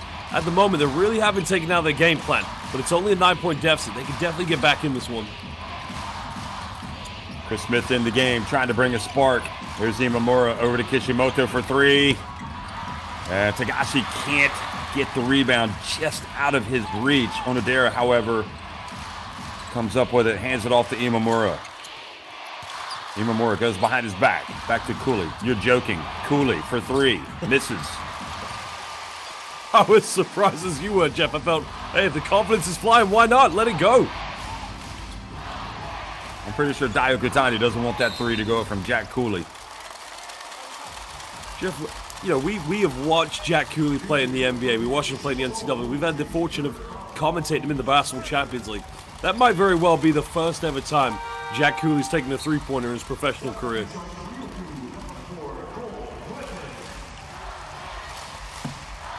So Kishimoto comes out. I do not know the answer to that question. I can certainly say it's the first time I've seen him take a 3. Now Tagashi launches from downtown. And a 6-point game once again.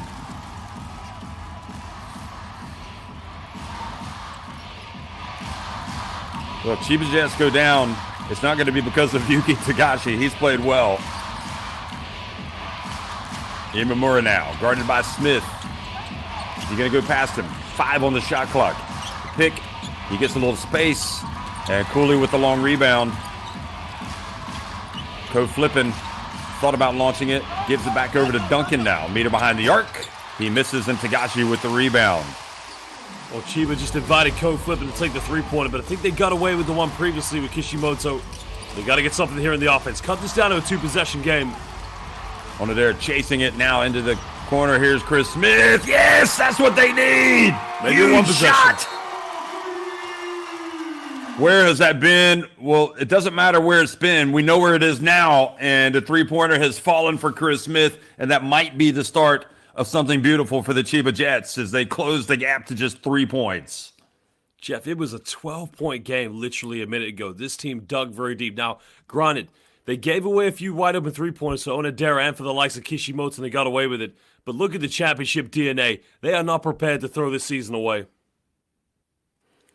Well, it stands to reason that Chris Smith is going to give you something in this finals, and John Patrick is relying on him to get this team going. He saw some good signs here from 2 players that have been anonymous. Gavin Edwards getting a 3-point play, and now Chris Smith knocking it down from 3-point range. And this is when the Ryukyu Golden Kings are going to be tested. We did see them get tested yesterday. Don't forget, Chiba Jets battled back, and Ryukyu Golden Kings were able to win the game at the end in double overtime. So they've been tested as well. This is shaping up to be something special.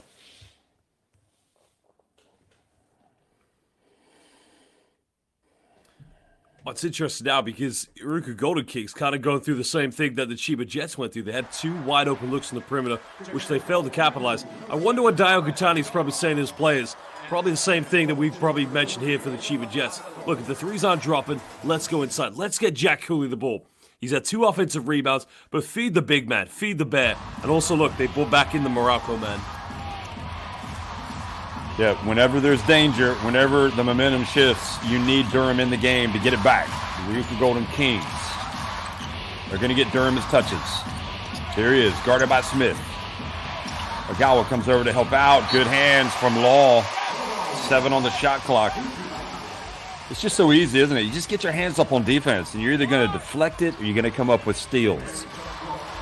Well, now they've gone on a 9-0 run as well. The confidence you can see. Every player for the Chiba Jets trying to contest every weak side pass. Can the Golden Kings capitalize?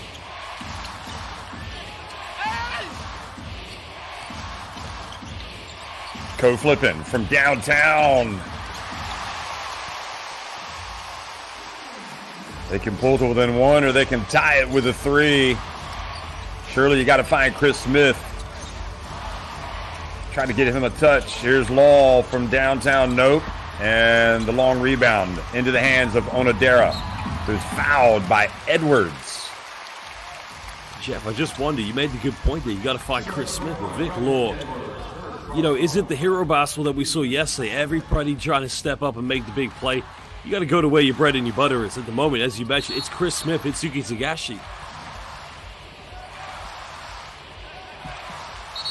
Dio Katani pacing in front of that bench.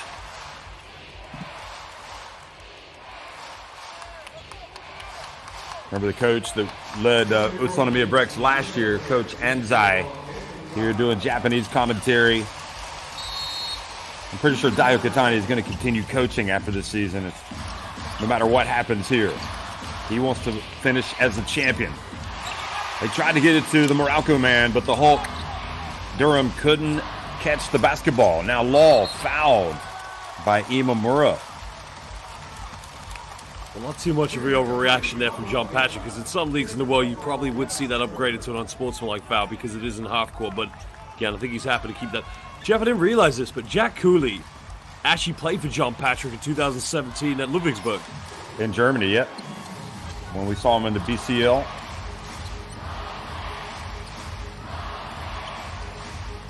Smith gets down low. Good job, Cooley kind of forcing him out. They pass it around. Tagashi, 4 on the shot clock. It's Yuki time. He's going to find some space. It's a 2 if it goes. And there's Cooley with the rebound.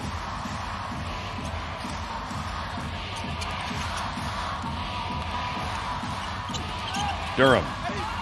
Denied. That's great defense by Gavin Edwards. Keeping his hands up high. He's got the height advantage against the RYUKYU man. It just, Alan Durham's not going to have any athleticism. He can't jump over you, but that's solid. Well, I think he got blocked by the backboard as well, but solid rim protection by Gavin Edwards.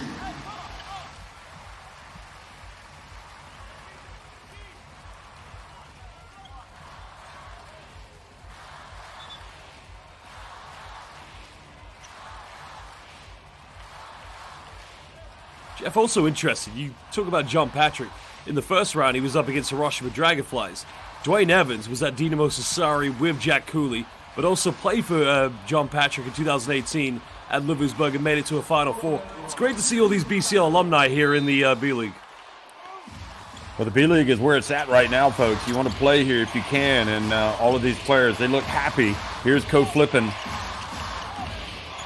They're happy to be here. Co-Flippin', nice little pass to Jack Cooley, kind of over the shoulder. He's just so good now, putting the ball on the deck and getting into the paint. He's able to deliver the pass on the money. Smith into the corner. Edwards.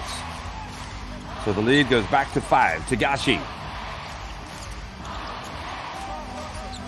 So difficult to pull level when you have that double-digit deficit. Here's Tagashi. It's a 2. Misses everything. And Edwards, I think the basketball touched the rim. I think it did as well. I think they need to review this. Yep. It looked like Agawa can't use the coach's review. No, he's already used it. Agawa, to me, went for it like it had not hit the rim. But I think, anyway, I think that's a tough break for the Chiba Jets.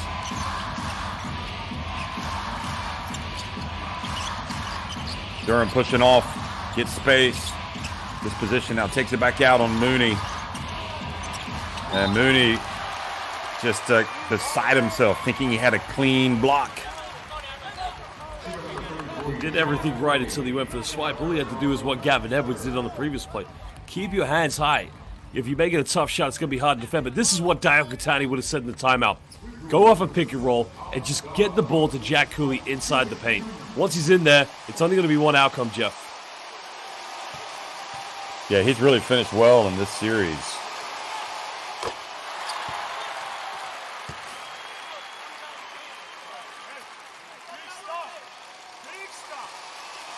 The thing about Co-Flip and what he brings is his penetration now it's almost unstoppable.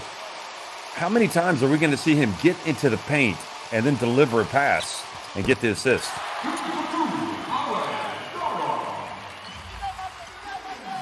And I like what Co-Flippin' brings you defensively as well.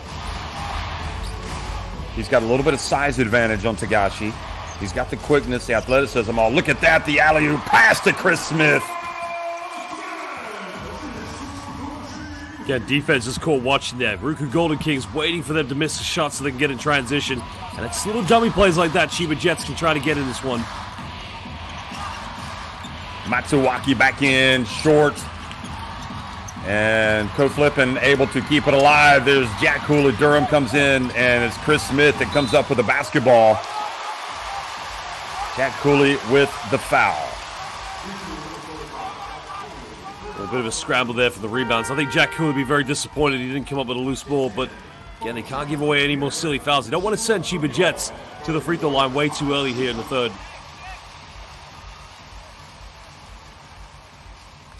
Boy, what a pass that was from Tagashi. Kind of a backdoor alley-oop, and Chris Smith beating Matsuwaki. Tagashi goes out, so this is a key moment of the game with Tagashi going out of the game for Chiba Jets. I don't think they've done very well when he has taken his breaks, so Nishimura really needs to step up, number 11 for Chiba Jets.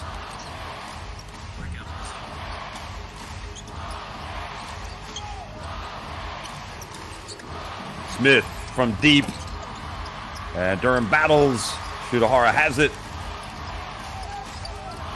Smith again. Edwards nails the three. One possession game now, Jeff. Pick and pop, beautiful play. Confidence could be flying here with the Jets. Well, doesn't it make a difference when your big players deliver? And they are delivering in this third quarter for Chiba Jets. Smith guarding Imamura. Durham has the ball batted away. And boy, the foul, co-flipping. And really the difference has been the play of Smith and even Edwards in this third quarter. They are contributing, and it's making all the difference in the world. So, Jeff, each international league to its own, of course. Here's the pick and pop play with Gavin Edwards. Just find that little bit of separation where he has struggled in the first half, but maybe that will kickstart. But the previous foul, every international league has its own little, culture of how it wants to determine fouls. I say that the RYUKYU Golden Kings be very lucky that this is not upgraded to an unsportsmanlike foul. Yeah, I agree. It almost feels like there's a reluctance to even review some of the calls. And I do like that in a way. You just want to see the game. Yeah. Because you want it to be blatant. Yeah, exactly. And it allows a little bit of physicality in the game, of course. But, when you watch a lot of international basketball, you're absolutely right. We would normally see those plays reviewed. So they have tied the game. They haven't led yet, Chiba Jets, but if they get a stop here and go down and score, it'll be their first lead. Here's Durham. Tough shot, forcing it up. And Alan Durham needs to show a little bit more restraint there offensively. Plenty of time. Now, what is Mooney? Well, he's trying to say there's a foul called. He should be going to the free throw line, unless I think he's right here. This is not a team control foul. That's a foul now in Durham. It's going to be 2 free throws for John Mooney. The officials have called a baseline ball. That's what he's getting. That's what his hysterical behavior is about. I called a jump ball, I think.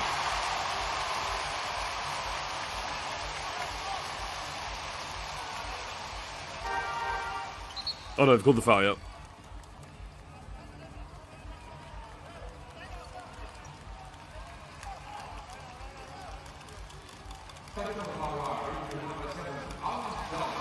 Oh, they've called a technical foul. Have they called a technical? Or just a personal foul?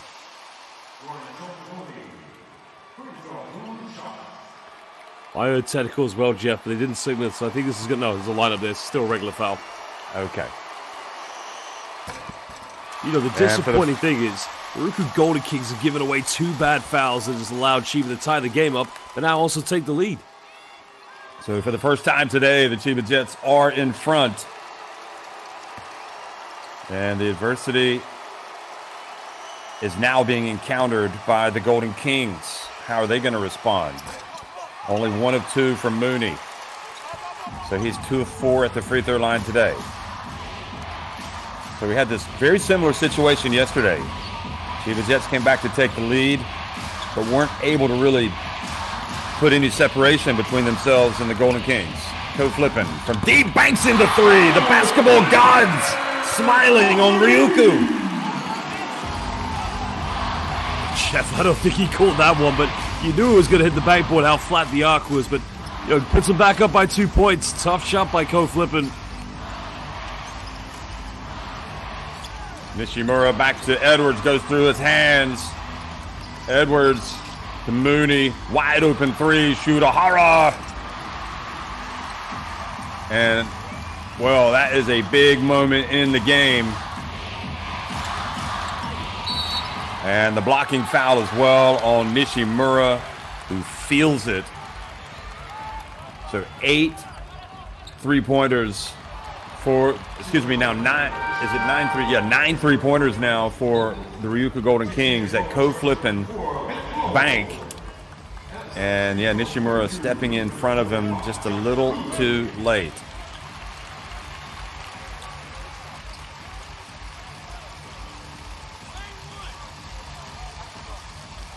So the bank was open for co-flipping, and that young Chiba Jets fan beside himself.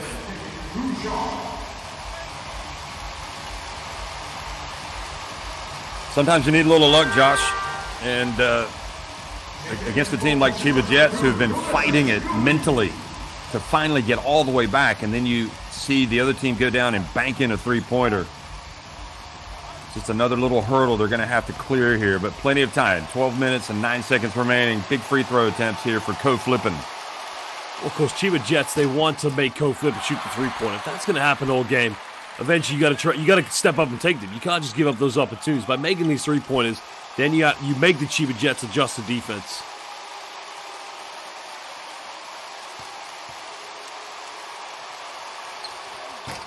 Flipping gets both to go, and it's back to a 4-point lead.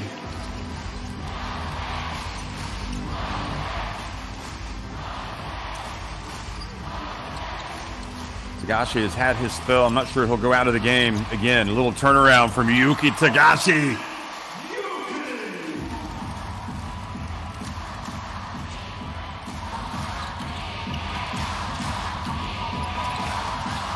Matsuwaki guarded by Law. Duncan has been quiet today. Former Chiba Jet spins, turns, gets it back to another former Chiba Jet. Flipping into the corner. The three-point shot is good for the Golden Kings. And it's Maki.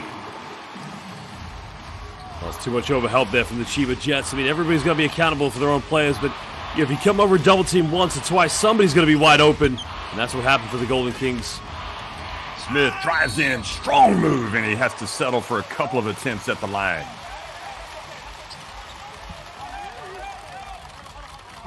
This Golden Kings team, whatever you say, the three-point shot for them has been huge in these finals. And that is the latest, the 10th three-pointer of Game 2.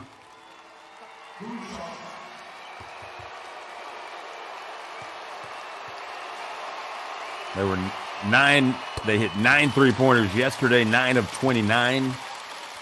So already surpassing yesterday's total. The thing that concerns me about the Chiba Jets defense, how many times in this game have we seen wide open, uncontested three-pointers from the Golden Kings? They're taking too many gambles in. You cannot give this team, as you mentioned, 10 three-point field goals made. You cannot leave them this wide open.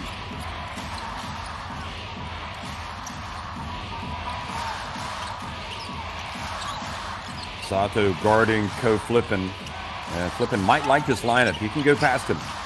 Okay. Gets it to Maki. Oh.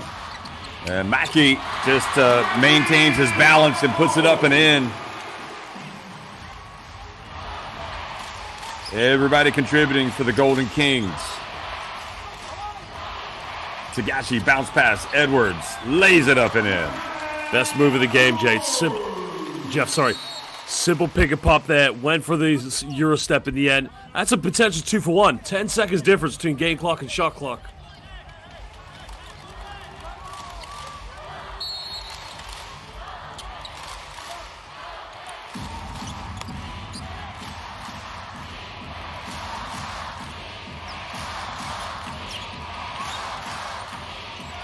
Sato again, guarding Flippin. Maki, the screen runs off. Now Flippin gets into the paint. Outside to Maki. Will it be another three from Maki? And this time, the offensive rebound was there for Cooley, but he didn't bring it down. And with 9.6 seconds remaining, the jump ball and the possession arrow goes to the Chiba Jets. Jeff, same thing said before that. Maki, how wide open is he? How much time and space does he have to get the three-point up? Again, it's just being beat by the first man, penetrating to the basket. At that point, the whole entire Chiba Jets defense, they just collapse.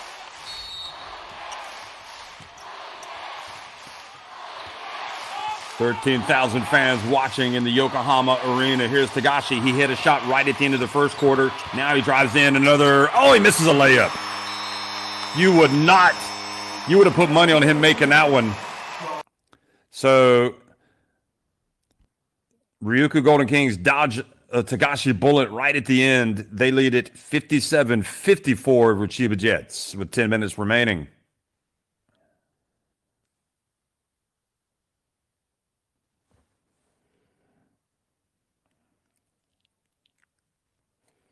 Look at that attendance, 13,657, a record attendance for a game in the B.LEAGUE finals.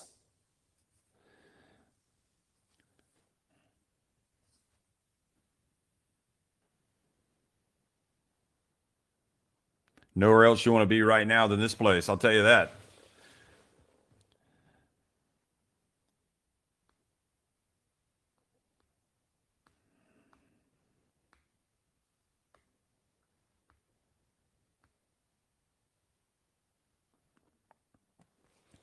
So looking at some of the numbers, 19 points for Yuki Tagashi, who missed that layup right at the end of the third quarter. 12 points for Chris Smith, so a huge third quarter for him. He's helped his team come back. Gavin Edwards now with 8 points.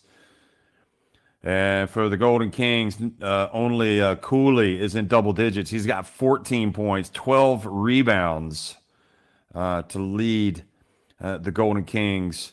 It's been a quiet day so far for Duncan, just 4 points. He's only attempted 5 shots. Kishimoto sitting out right now. He's got 6 points. He's hit those 2 big threes. Imamura, 8 points. Didn't score in that third quarter. Onodera has not even attempted a shot today, which is a little bit surprising for the Golden Kings. Flippin, 8 points. Alan Durham, 9 points. But he's just 3 of 8 from the floor. And Matsuwaki, of course, had that big three-pointer in the first half. And nice little cameo there from Maki. He's got 5 points.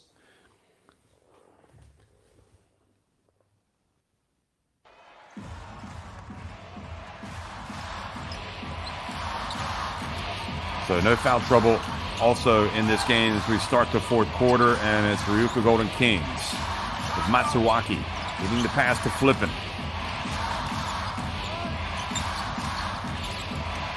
Flippin gets into the paint. This time goes up and draws the foul.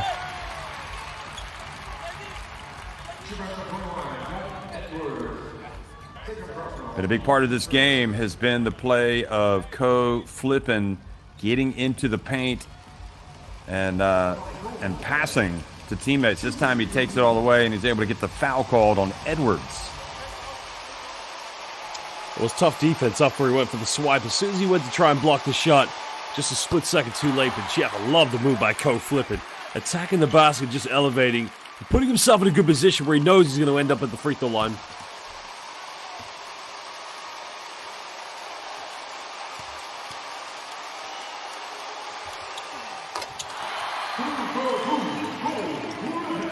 So RYUKYU Golden Kings getting a return on their investment with Flippin. He has really played well in the finals, just like he did for Chiba Jets, in fact, a couple of seasons ago.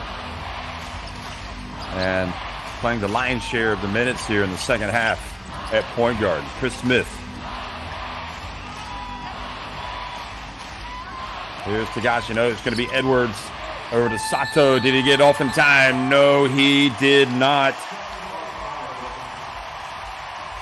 John Patrick already making a change. I think John Moody's coming back in. Gavin Edwards has got to try and pull up there. He's got to take more responsibility.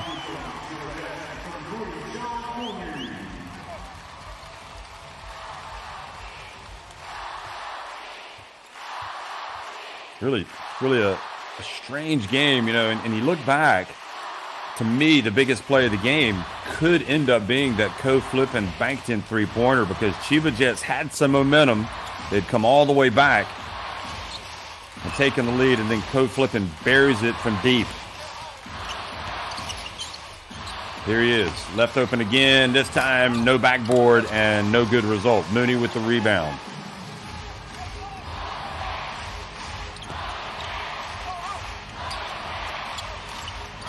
Sato, feet set, nails the three, and it's a two-point game. They needed that one, Jeff. They've been struggling from the perimeter. And although he didn't shoot well yesterday, maybe that's a bit of spark they need here in the fourth quarter.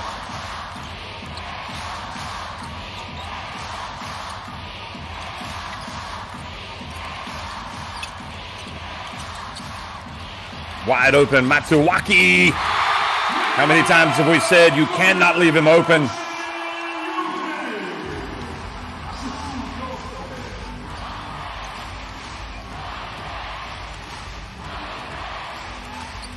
Eleven three-pointers now for the Golden Kings. Law drives in and gets rejected by Jack Cooley, and the ball goes off of Law, who complains to the referee that he was fouled. I think he may have just picked up a technical foul here.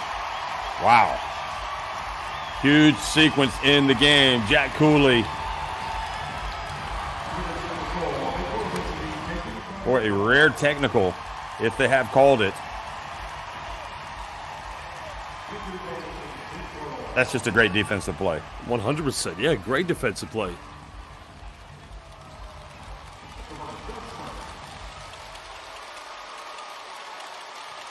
I mean, I'm astonished as well in the fourth quarter how some of these Chiba Jets players, I mean, some of them are just dropping their toys on the pram at the moment. So that is a huge sequence.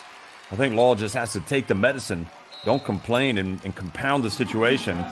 The lead goes to 6 as Duncan makes the free throw. He gets to see the ball go through the hoop, which has been a rare occasion today. And meanwhile, the Golden Kings all of a sudden had the momentum back.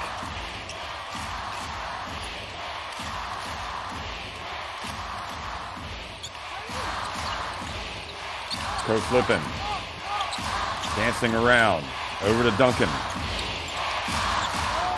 Mackey. Duncan, three-pointer, good. It makes a difference, Josh. I mean, even if it's a technical free throw, you make that free throw, you get into your rhythm, and then Duncan follows it up with a three-pointer. Huge point in the game, and it might just be the most telling point as John Patrick has to call timeout. Jeff, you're absolutely right. I mean, the technical foul, it's a psychological factor. But the biggest thing here defensively, Chiba Jets, back-to-back plays, they've given up three-pointers.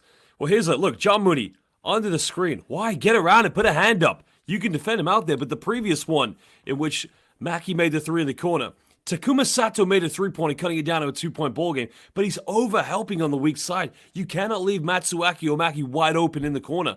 Defensively, Chiba Jets looking very amateur at the moment.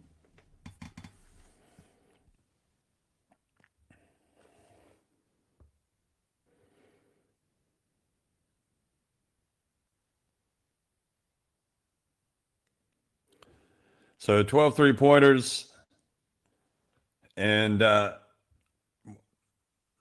bench also play. The bench play has continued to be really good for the Ryukyu Golden Kings. Co-flipping today, pouring in 10 points, 9 points for Durham, 6 for Matsuaki, 5 for Mackey. A little bit better today for the bench from the Chiba Jets. Chris Smith has the 12 points and the 3 from Sato, but still, you have to say that offensively anyway, the performances of the reserves has been better for the Ryukyu Golden Kings. Certainly been more impactful.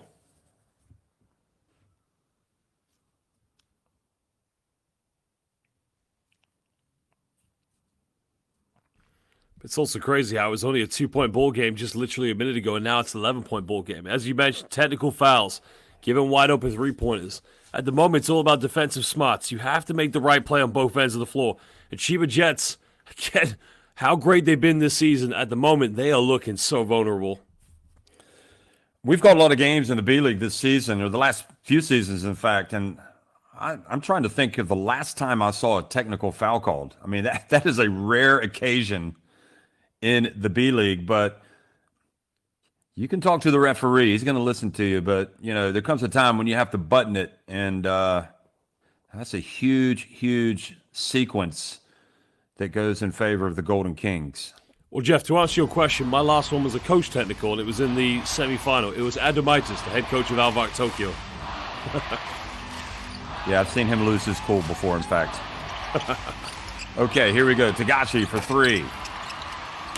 And Cooley with the rebound, and with just 7 minutes and 20 seconds remaining, the Chiba Jets, who had the best record in the regular season and who beat this Ryukyu Golden Kings team in the Emperor's Cup, they're trailing 66-57.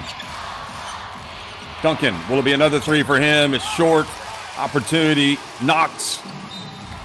And Matsuaki fouls Shutahara as he crosses midcourt. Only the second team foul in this fourth quarter. Well, there's plenty of time left in this game. No need to push the panic button. You get, after the timeout called by John Patrick, you go for another isolation three-pointer with Yuki Tagashi. If you're not going to get points quick in transition, there's plenty of time. Slow it down. Get a good offense. Get a good rhythm. Smith gets it down low. Tough shot. Law for the rebound. Ball knocked out of bounds. And it's going to be Ryukyu Golden Kings basketball.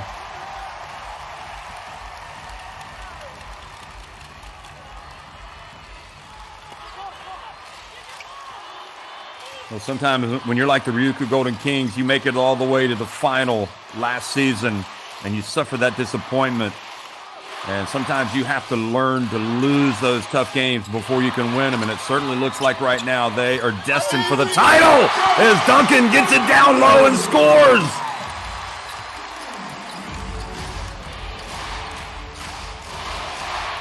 He has scored now 5 points in the last couple of minutes. Here's Law.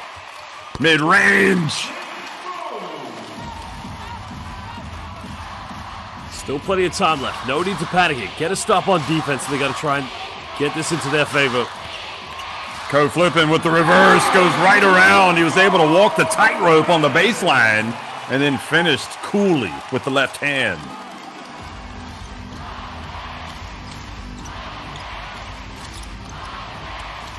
Now, Flipping has been sensational in this second half. Tagashi for 3. That's a huge three-pointer, Jeff. Big time. That cuts it down to 8 points. And also, they're going to keep possession after the foul as they battled for position down low. So, again, an opening for the Chiba Jets.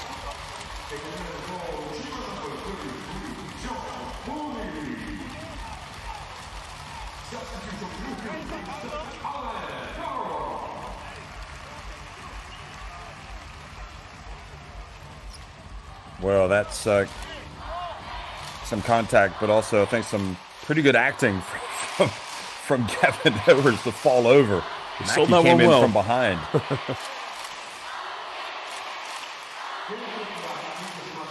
It's a good point you made earlier, Jeff, about RYUKYU Golden Kings getting to the finals last year, but losing and using that as motivation to get back.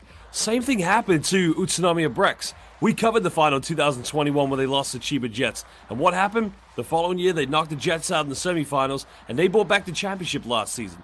Almost like a B-League trend here. So probably thinking, if Chiba doesn't win this, we might see them in the final win it next year. So when you slow it down, you can see that Maki has definitely got both of his arms up and kind of nudging Gavin Edwards from behind. I still wasn't sure that Edwards should have fallen over, but anyway, it was a foul. There's the play, the alley-oop pass on the inbounds play, and Law makes it. So huge trip down the floor. They get 5 points, and suddenly it's a 6-point game again. Well, I'm not sure Shutahara got in. Flipping is a good idea. I'd have Yuki Tagashi on him in that case because just when they cut it down to 6 points, Flipping's going back to the free throw line.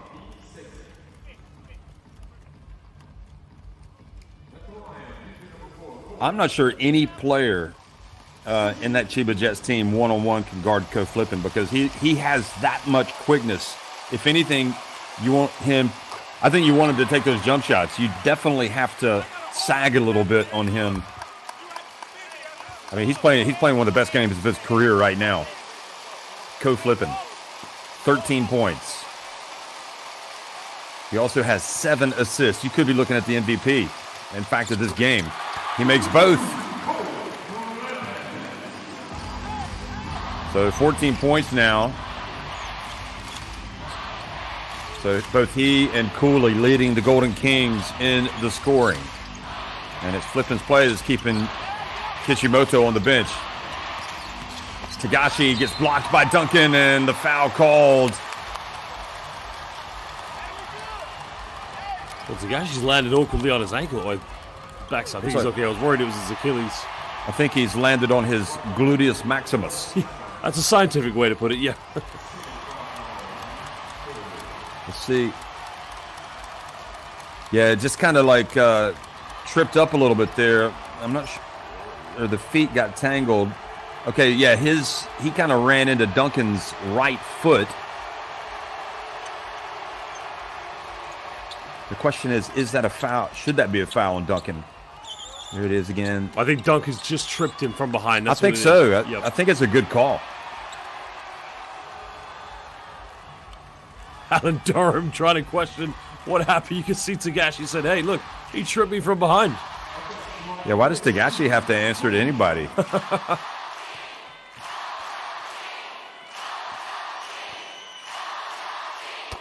Well, I've met Alan Durham. He's a really nice guy, but I think he's probably coming over and saying, hey, what happened?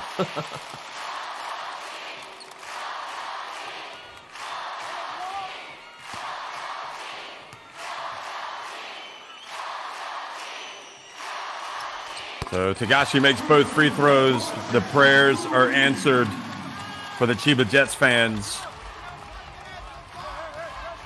And still with 5 minutes and 20 seconds to go, work to do for the Golden Kings in Game 2 if they're going to get a sweep and get that first B-League title.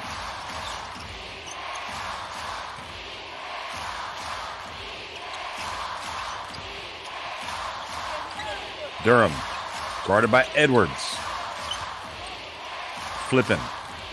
It's go time. Ko flipping. It's going to be Ko on the go. He puts it up from deep, and that's where you'd rather him take it, and he still makes it. And Ko flipping right now is the MVP in this game. There's no doubt about it. He has got 17 points, 7 assists. He came in averaging 5.8 points per game in the playoffs. What a game for Ko flipping. Jeff, I just love the reaction from the athletic trainer to Kishimoto because they didn't expect him to make that shot. He's got a hand in his face, and he still makes that one over Shutahara.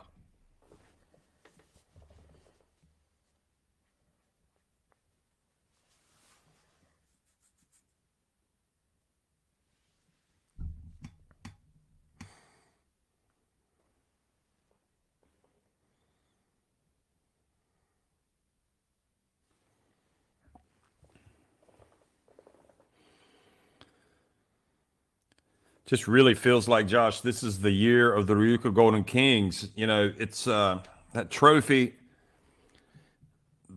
you know, that crucial Game 1 went to 2 overtimes. Let's don't forget, Chiba Jets did come back. They claimed the momentum. Vic Law hit the big three-pointer. The game went to overtime. Mooney almost made the game-winning shot from half court. It went off the front of the rim, but they kind of lost their way, Chiba. And then, you know, they've had some opportunities today, but Ko flipping, it seems like every time has come up and made big plays. His banked-in three-pointer was huge. That was a big three-pointer that he just made. And Imamura says, I'm more than happy to be watching from the sidelines if Ko flipping is going to be taken over in crunch time. Well, it's a big moment now. Down by 9 points. Under 5 minutes. It's now or never here for the Chiba Jets. Every play is going to count.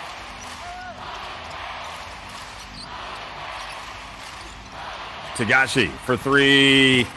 In and out. And Duncan gets the rebound.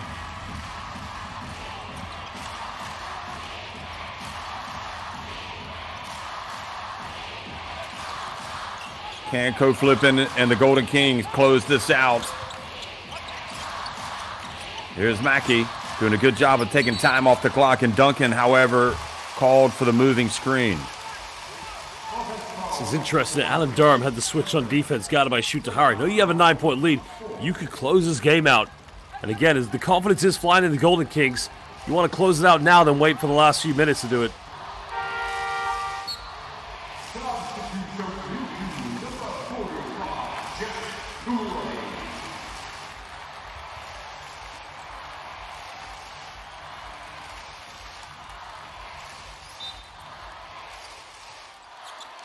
Duncan goes out of the game. Jack Cooley comes back in.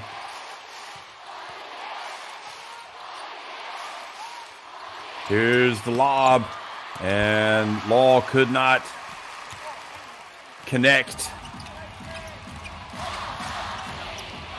Now 4 minutes remaining. And Ko flipping. Once again, with his ability to get to the basket, he kind of leaned back and made sure he got some contact from behind by Law. Well, John Mooney was way too slow there to react. I mean, he's just, if he gets across in time, that foul doesn't get committed. But again, Jeff, it's amazing. This is a capitulation. You know, the treble was on the table here for the Chiba Jets. And I don't think I've ever seen a champion as good as they've been in the regular season, as dominant as they have been, really taken out of their game plan. Their identity has been taken away from them. Ko flipping makes the first.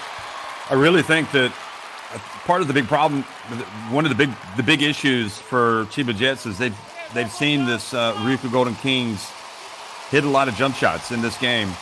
They've made a lot more. And the confidence has grown. And then Ko Flippin has probably come out today and played the game of his life. He's got 19 points. Who saw this coming? And probably what makes it worse for Chiba is he used to be one of theirs. There's the alley-oop pass to Smith.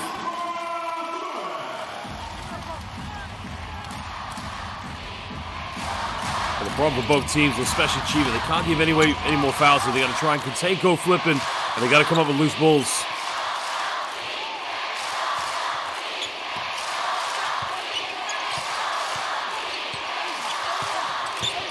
Durham takes it, puts it up and in! And RYUKYU, within touching distance, you can feel it, up by 11 points.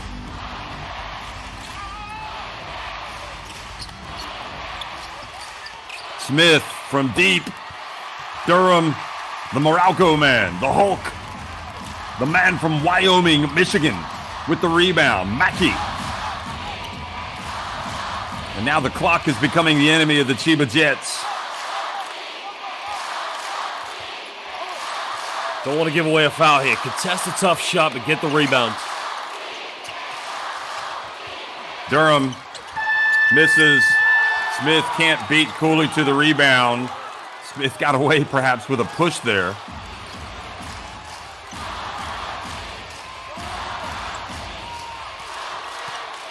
Here he goes again, the over-the-shoulder pass to Durham, and the foul called right at the end of the shot clock.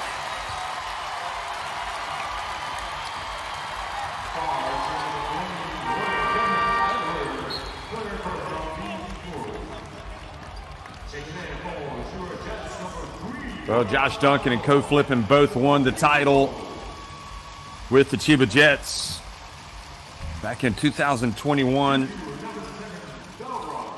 And here they are. They're about ready to win another title, only this time with the RYUKYU Golden Kings.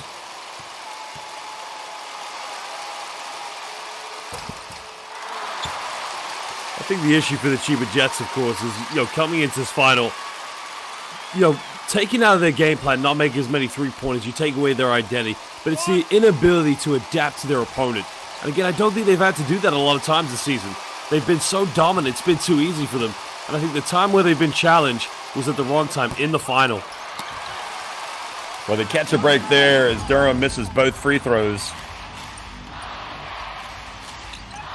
Notagashi's thinking about launching the threes. Law, open, knocks down a three. Well, that gives them a little bit of hope. It's back to an 8-point game. That is a 5-point swing when you consider the 2 free throws that were missed by Durham. Missed free throws can be toxic. Here's Matsuwaki. Ko Flippin, the penetration again. And this time, ball goes out of bounds. They do not have a head coach's challenge, remember. It's one of the few times where Ko Flippin has not come away with a bucket or a foul or an assist. But they are going to maintain possession. 3.5 seconds left. They got to come up with the ball soon, though. The referees can review this if they want to inside the final 2 minutes. 3.5 seconds on the shot clock. And I think they are going to review it. And this is good refereeing right here. You need to make sure.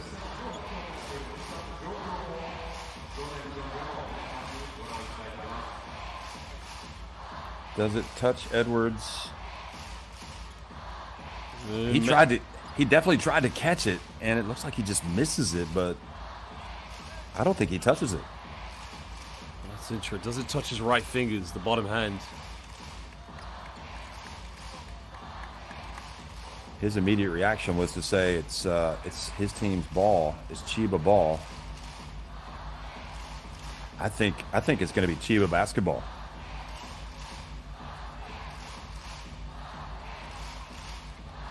Even if RYUKYU Golden Kings get it, there's just 3.5 seconds left on the shot clock. Nah, I don't think he touches it. You don't see the ball change directions. That's a good point, yeah. Or change direction. Now, just when it looked like it was pretty much done and dusted, a couple missed free throws for Durham, a 3-pointer for Law. And now it looks like Chiba Jets are going to get the basketball back. Just a little bit of hope here for the Jets. Got to play all 40 minutes. Sato, he's going to say Chiba back. Oh, no, he's going to keep it at this end. That surprises me. I just think it grazed. It must have grazed his fingers on his right hand, the bottom hand. But again, 3.5 seconds left. They don't want to foul, but they got to make sure they get the rebound. I think the issue there is it just wasn't conclusive, and that's why they didn't change the call. So you got to applaud them for actually going to look at it. Okay, so 4.4 seconds. They get it to Cooley. And Cooley goes up, and, well, that's all they needed. If Jack Cooley catches the ball in that situation, you're not going to stop him. Jeff, I have no idea why they went with a small lineup. They took both Mooney and Gavin Edwards out the game. And that, my friends, is the ball game. You can't see him coming back now. Trailing by 10 points, a minute and a half remaining. That was the window of opportunity. And to me, it looks like it has closed. But incredible, from that baseline play, both Mooney and Edwards went to the bench. They went with 5 guards. You've got the Moralco man, and you've got Jack Cooley. I mean, I can't understand that decision. Well, he was able to catch it, and then he just went up and scored easily.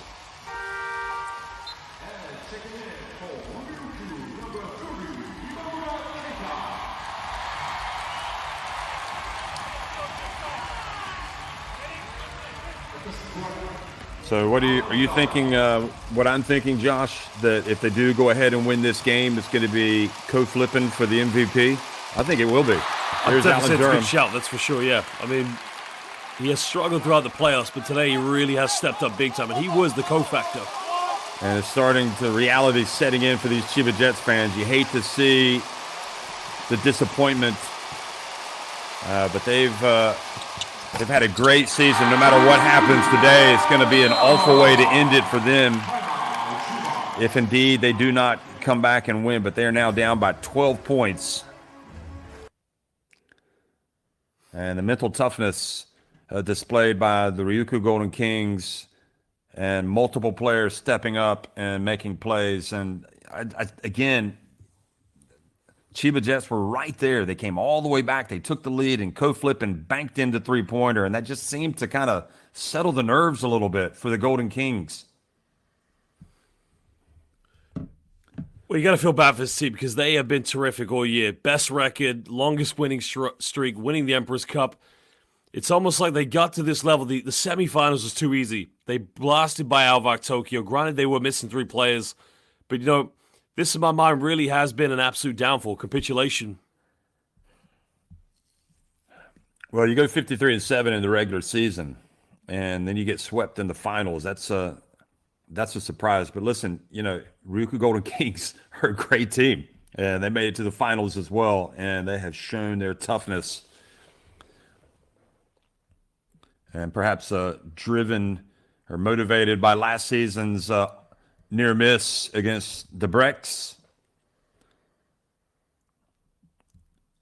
Tagashi, I don't think you can have any complaints with how he's played in these finals. He's been solid. The problem has been some of the other guys that just haven't shown up for the full 40 minutes. Tagashi for 3, and the long bounce. Sato goes for the rebound. Cooley has it, and the party is starting for the Golden Kings.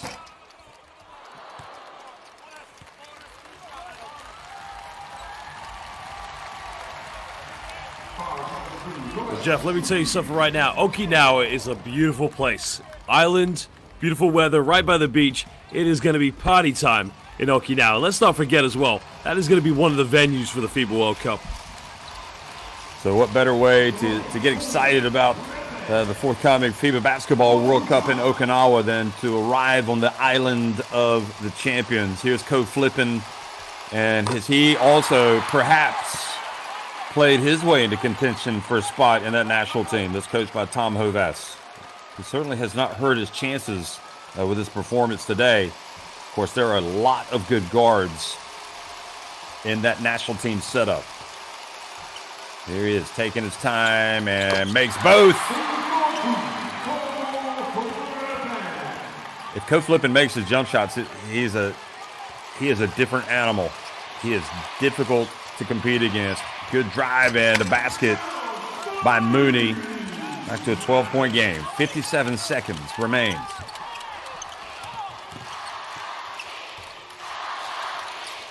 And Cooley fouled by Mooney, his fellow Fighting Irish big. This is vindication also for the RYUKYU Golden Kings, because they were heavy favorites to win the East Asian Super League in February, which they hosted along with Utsunomiya Brex, losing out to the two Korean teams in the finals. But for them to win the B.LEAGUE championship, it just goes to show the caliber of this franchise. And they'll be competing at the top again next year with this team they have. Well, this is I think out of all the trophies that are up for grabs this season, this is the one that you want to win. You want to be the B.LEAGUE champions. Just 1 or 2 at the line, and look at Cooley. And that in itself tells the story. RYUKYU Golden Kings wanting it just a little bit more.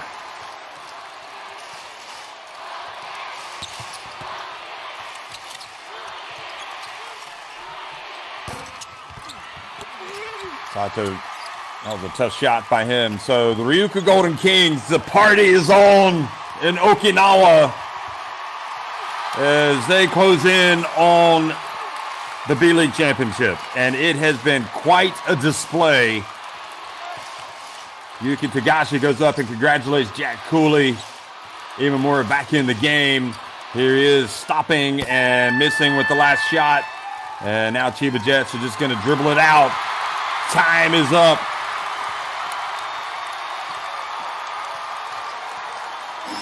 RYUKYU Golden Kings win it to complete the 2-game sweep. They have prevailed 88-73 over the Chiba Jets. Ko-Flippin celebrating with his teammates. Could very well end up being the MVP. We shall see. And Kishimoto, after last year's disappointment, no disappointment this year, finally they get to the finish line and they can celebrate. And Tagashi, the good sport that he is, goes over and offers a hug to his opponents.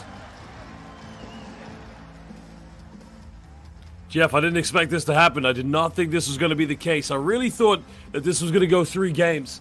But I think it just goes to show, you might be the best team in the regular season, you might be the favorites, but when it comes to playoff basketball, B.LEAGUE basketball is just simply a different animal in the postseason.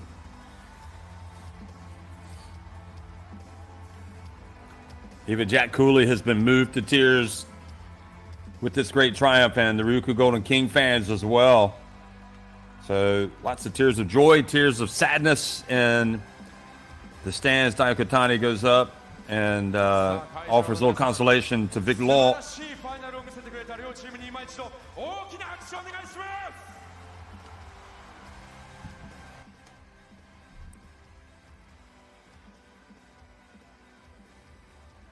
Well, they don't finish the season empty-handed. I mean, you mentioned it, the best record during the regular season. They won the Emperor's Cup.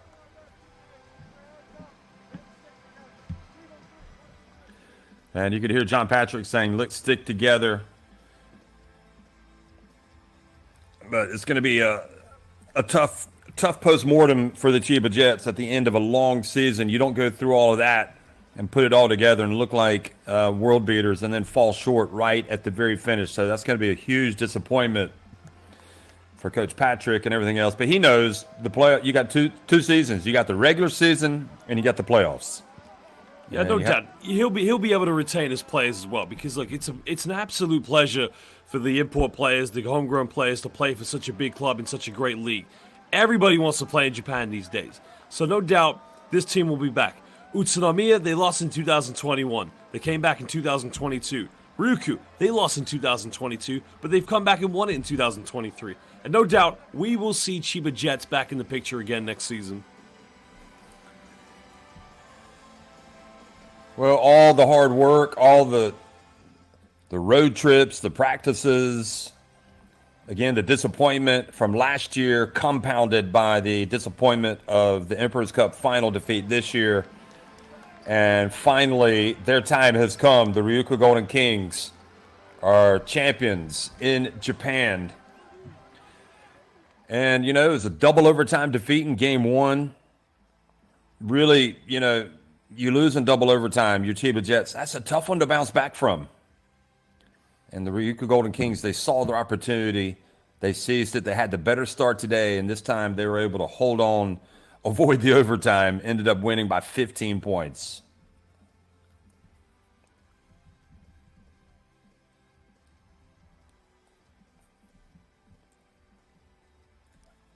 I'm pretty sure if you ask Coach Flippin, is that the best game he's ever played in his life? I'm pretty sure he's going to say yes. That he picked an incredible moment. He has elevated his status in Japanese basketball. And I don't know if he's going to win the MVP, but today he was my MVP. The way he performed and just really slammed the door shut on the Chiba Jets. Well, Jeff, he has come a long way in the last few seasons we've seen him here in the B-League. Remember, in 2021, he was a role player coming off the bench, relieving Yuki Tagashi. And you mentioned it. You kept saying back in 2021, it's co-time. He was a sixth-man player. It really is co-time. He has become, in my mind also, I agree with you, I think he should be the MVP of this game. I think it's about consistency for him coming out and doing it game in and game out. And now Dai Okatani, the coach of the championship-winning RYUKYU Golden Kings, is going to offer his comments. So we'll listen to him, and then we'll give you the translation.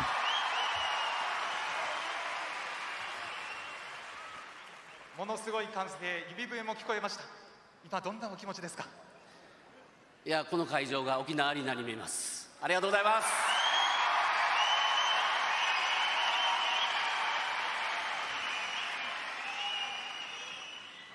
ファイナルの前にヘッドコーチ自身が相手は史上最強だと言っていました。その千葉ジェッツに連勝してみせました。チームとしてどんなところが良かったですか。いや、まず、もう本当に今年の千葉さんは本当に間違いなく史上最強のチームで、それを打ち破るために本当に自分たちが 100% の力を発揮しないと勝てないっていうところ、千葉さんのやっぱりいいところを出してしまうともう僕たちは絶対太刀打ちできないと思ってたんで、そこの部分でゲームプラン通り選手たちが本当に頑張ったと思います。 So Coach Okatani says thank you for all the cheering, all the support. This arena has turned into the Okinawa arena with so many fans bringing their enthusiasm and cheering for us so loudly. いや、もう見てください、今日のセカンドユニット最高っすよ。やっぱりで、僕たちはもう年間通してずっとチームで戦うっていうことをやってきて、でその積み重ねが本当にこういうファイナルで出たと思うんで、本当にみんな自信持って、プレーしてくれて、本当感無量ですね。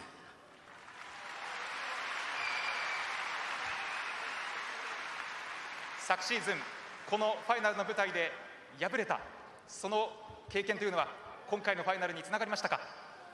はい、間違いなく日頃のスタンダードというのが上がったと思いますし、やっぱり、去年の悔しさがあったからこそ一つの練習だったり試合というところ、本当にみんながここで Coach Okatani praising his team's bench today, saying the second unit was amazing and that every player in his team has confidence and is not only willing to fight for 40 minutes but did fight for 40 minutes.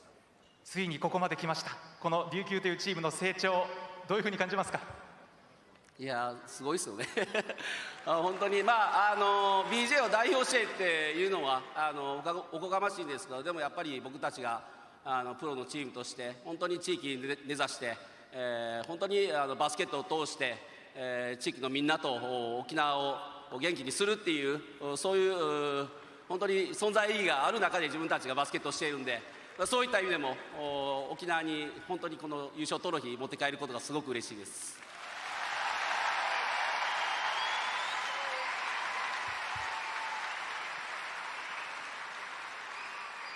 この会場が沖縄アリーナのようだというお話もありましたし、地元の沖縄でも多くのファンが応援していたと思います。ファンの皆さんに優勝の報告改めてしていただけますか。昔ね、イサムーンさんが言ってたんですけど、本当に沖縄の皆さんおめでとう。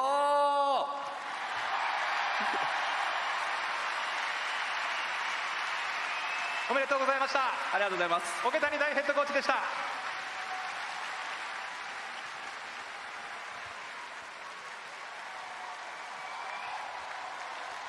続いて選手にも伺います。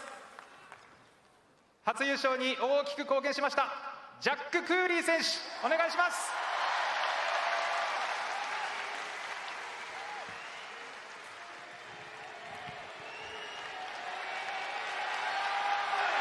Coach Okatani also said that we've been playing with the Okinawa locals as a part of them, and he's 優勝おめでとうござ really いま glad す。 to bring the championship trophy to Okinawa. Here's Jack Cooley. 試合終了の瞬間に顔を覆ったように見えました。どんな気持ちだったんですか。 19 points, 16 rebounds. Could be a tough decision between Cooley and Flippin. I was crying like a little baby. This is, I mean, we just worked so hard for this, and all of it just came at the same time. I mean, Okinawa fans, this ain't bad for a small island team, huh? This is pretty good for a small island team, huh? This is pretty nice. 最近泣いてもなかったんですけども、ちょっとそういったものがあったかもしれません。で、これは確実に言えることなんですけど、ここにいる沖縄のファンの皆さんたちとできたことを本当に嬉しく思ってますし、本当に沖縄を代表してここにいるっていうことがとてつもない意味もあります。本当に沖縄のファンの皆さんのおかげです。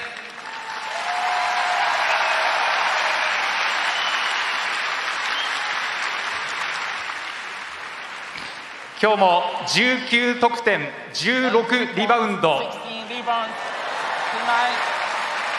本当にインサイドで強さを見せました。どんな気持ちで戦っていましたか。What did you evaluate your inside performance today? I mean, rebounding is just what I do. I mean, it's the thing I'm best at, and we needed to win it today. I mean, CHIBA is such a great team, and the season they had was absolutely incredible, and we needed to play our absolute best every possession to beat them. And we managed to do it for 2 games, and it just took me rebounding everything I could and everything I could get near in order to do that, so I'm just happy I was able to help.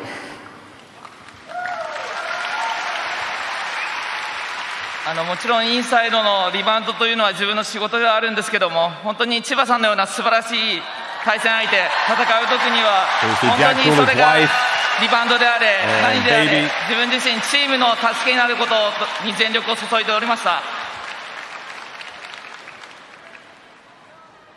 昨日は試合に出られない時間帯もありましたが、チームメイトが勝利に導いてくれました。改めてこの琉球というチームメイト、みんなどんな存在ですか。Throughout the course of the game, you have limited playing time yesterday, but you know that your team has stepped up. What do you think about all the team efforts? I mean, everybody played great. I mean, the performances yesterday by AD and the performance today by Co-Flippin was absolutely insane. And I'm just so proud of how each and every person stepped up offensively and defensively. It was such a team effort. And I'm just, the way they had my back yesterday when I got into foul trouble, I knew I had to repay the debt today. And I'm just proud that I was able to do it and come through for us. このチームでの努力というのは本当に、昨日で言えば AD 選手の活躍があったりで、今日で言えば本当に信じられないパフォーマンスコーチ選手がしていたりと、本当にどの選手が出ても本当にこのチームは貢献できるというとても誇らしく思っております。では最後に改めて優勝を果たしてファンの皆さんにメッセージいただけますか。Kings fans, we did it.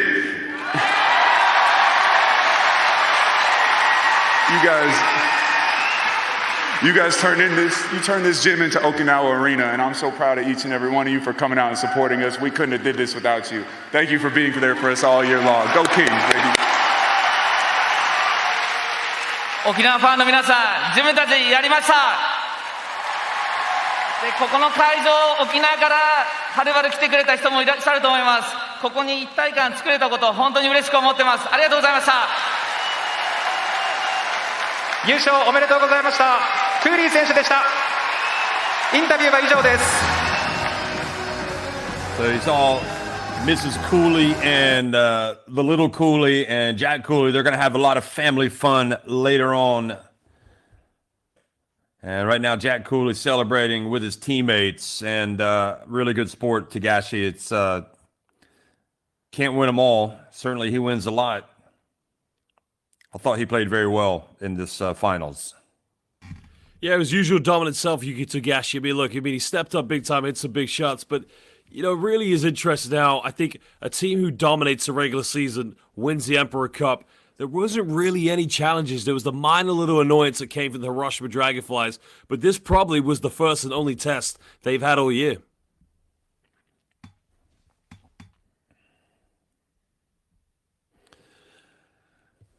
Yeah, I think it's probably going to be a tough one to swallow for the not just the Chiba Jets players, but the fans. I think they're probably shell-shocked right now that their team has lost in 2 games.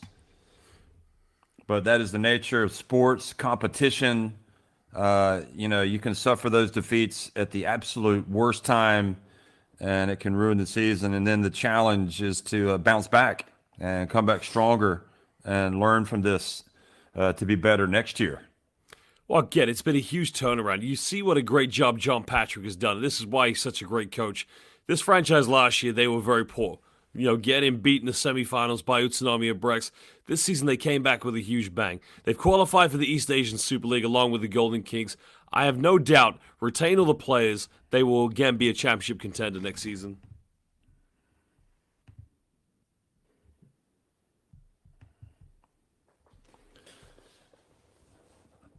So statistics don't just tell the whole story, but I thought Okatani was right when he really did single out his bench today. I mean, 45 points. Can you imagine scored by the bench and for RYUKYU Golden Kings? So as he said, he had confidence in all of his guys, and what's the best way to battle fatigue that no doubt Imamura had some fatigue. Kishimoto, we knew he had that nasty spill. Durham had to play so many big minutes yesterday. The best thing to do is to turn to your bench, and they delivered. You know, Ko Flippin, Matsuwaki, Toshiro Maki.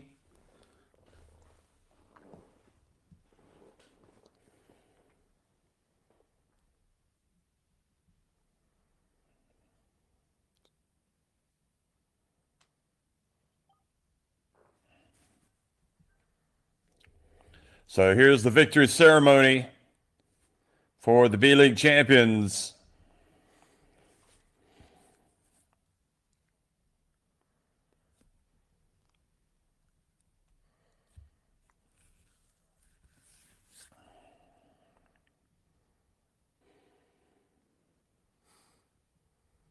And with that comes the huge check to the victors. Go the spoils. 50 million big ones.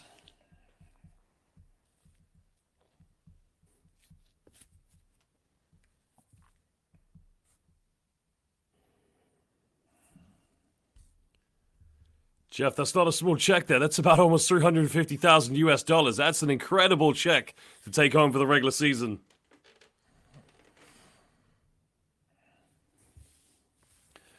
This is what they're going to enjoy the most, lifting this trophy.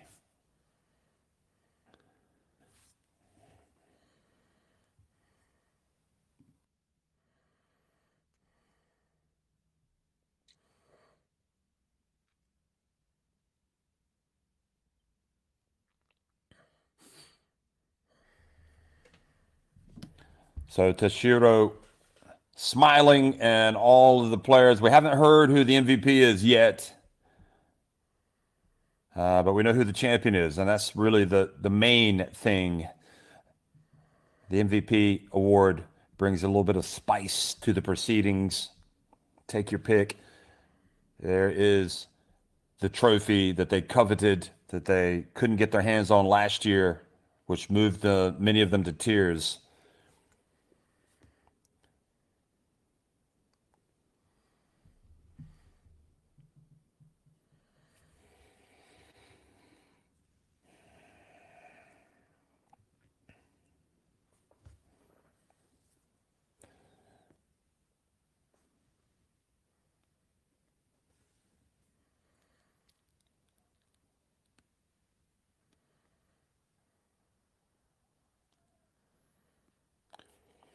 So there they are celebrating. The fans back in Okinawa, no doubt on their feet and clapping.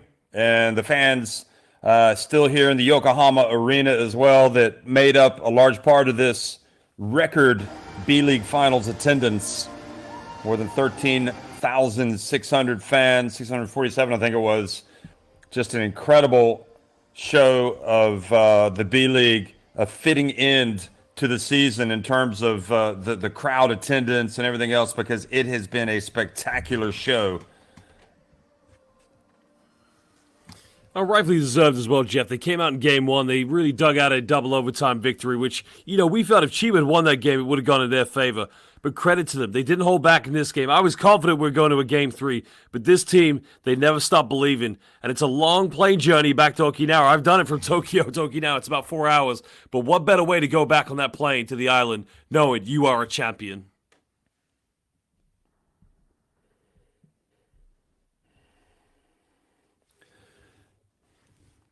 Well, if you look at over the course of the two games and you think about, the MVP candidates and you wonder who might win it. I mean, today was the decider, but obviously Cooley even though he had his foul trouble yesterday, still had 14 points, 12 rebounds. Alan Durham had the amazing 26 points. Yes, in yesterday's game. And looks like co-flipping.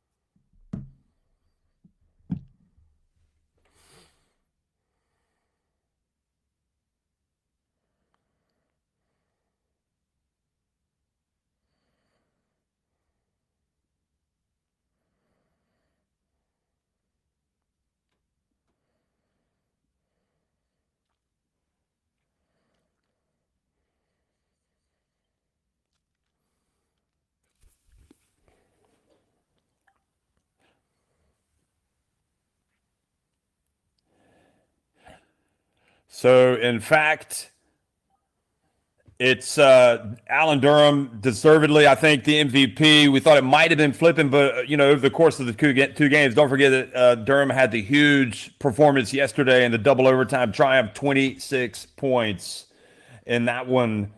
And he did yeoman's work on the boards as well. He had 14 rebounds in that game and also had a good game today. Not quite as dominant today, but nevertheless still had 13 points, 7 rebounds, and he has been named the MVP. So congratulations to him, and also for everything that he did all season. I mean, you're talking about the heart and soul of this RYUKYU Golden Kings team, and what a competitor he is. Well, again, he's a household name, Jeff. He's played in Israel, France. He was the best PBA import when he played for the Morocco Bolts with Jimmy Alapag back in his day. But again, what a key addition, as you mentioned, he's been here for the RYUKYU Golden Kings and a primetime fan favorite in Okinawa.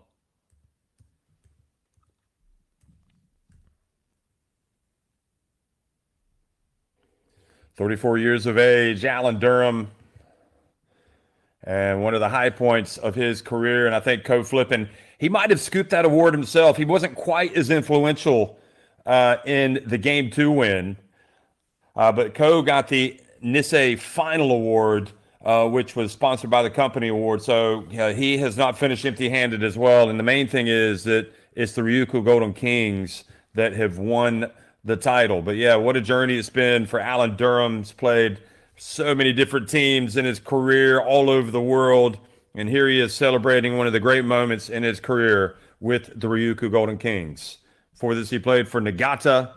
He played for Busan, Sonic Boom, as you mentioned, the Morocco Bolts, Shiga Lake Stars, Club Malvin. I mean, he's been everywhere. Texas Legends. He played in Nantes. Uruguay. Like I said, he has traveled all over the world. Played for Nantes in France, nice part of the world. Villepaz, Dynamo Bucharest. and played his college basketball at Grace Bible, and just a overall great story. And you can see the championship T-shirts that have been handed out. I know you're going to get one of those.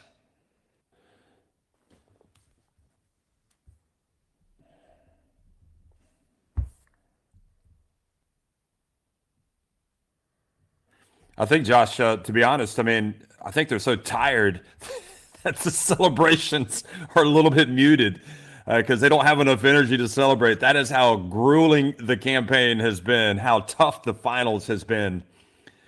And Dayo Katani showed the trust in his bench today and was richly rewarded with just a remarkable all-around performance from some guys, and really did show the strength and depth. And I would have thought coming into this that would have been the advantage of the Chiba Jets, and I think that I've been proved wrong. And I think probably a lot of people are surprised that maybe that aspect didn't come to the fore. That this bench play of this Ryukyu Golden Kings team was so good. Yeah, you're absolutely right. I think it's a very good observation you made there. I mean, they look absolutely gassed. It's been a long season. Because you got to remember as well, this team also played in the East Asian Super League, which took about a couple of games out of them. And they'll play in that next year as well.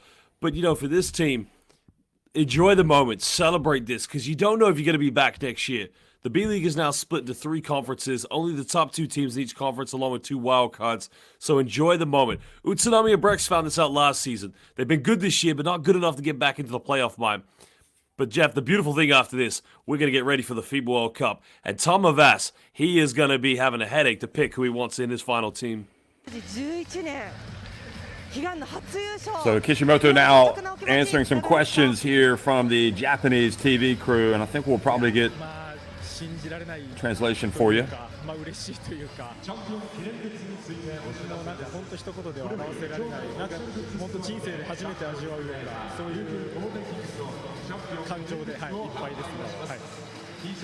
合が終わった瞬間、もう涙だったと思いますけれども、どういうお気持ちでしたか？いや、なんか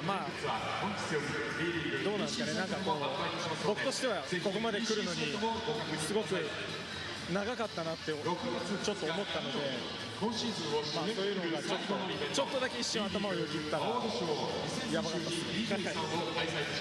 強豪千葉相手にあと一歩のところでなかなかね、大舞台で勝ちきれない苦しい時期が続いたと思いますけれども、ここまでどんなお気持ちで数年乗り越えてきましたか？ Well, Kishimura asked about his thoughts, and he just says it's amazing. It's like I just don't know how to express my feelings. You can see that he's really taking his time and thinking about every question. I think that's one of his endearing qualities. He's not going to trot out just a normal cliche sporting phrase. He really does put some thought into his answers, and he's just kind of taking it all in right now. It's absorbing what it's like to have finally climbed the top of the mountain. 集中を置こうということで、選手同士話してたので、それが昨日今日と、勝てた一番大きい要因かなと思います。ご自身の今シーズンの評価。He does say that the reason why he's absorbing it is, to be honest, I've played for this team for 11 years. It just took such a long time to finally realize our aim of winning the title. So that just kind of illustrates how special it is for him. Really, you could say the face of this club, Kishimoto.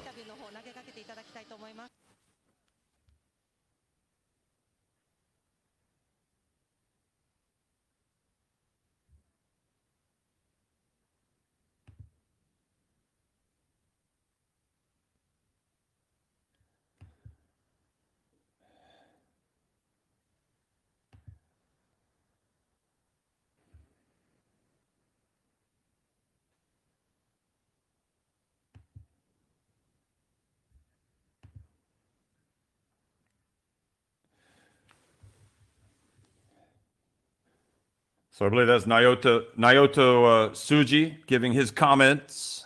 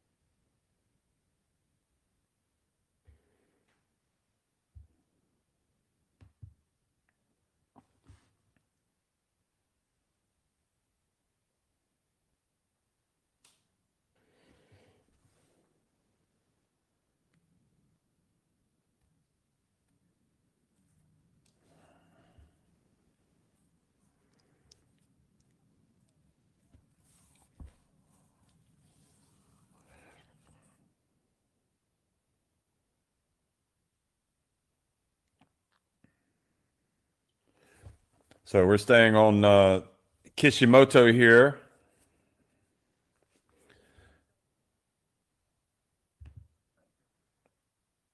I think we'll also get a look at the final highlights.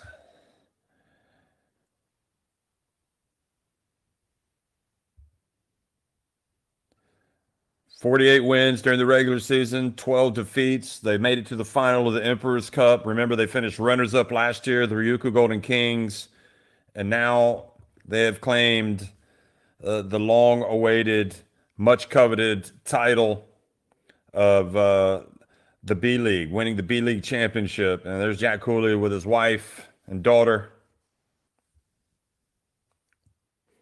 and cutting down the nets.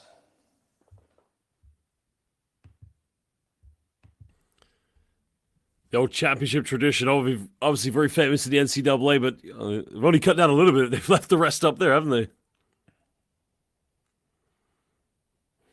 So here's Keita Imamura as well talking.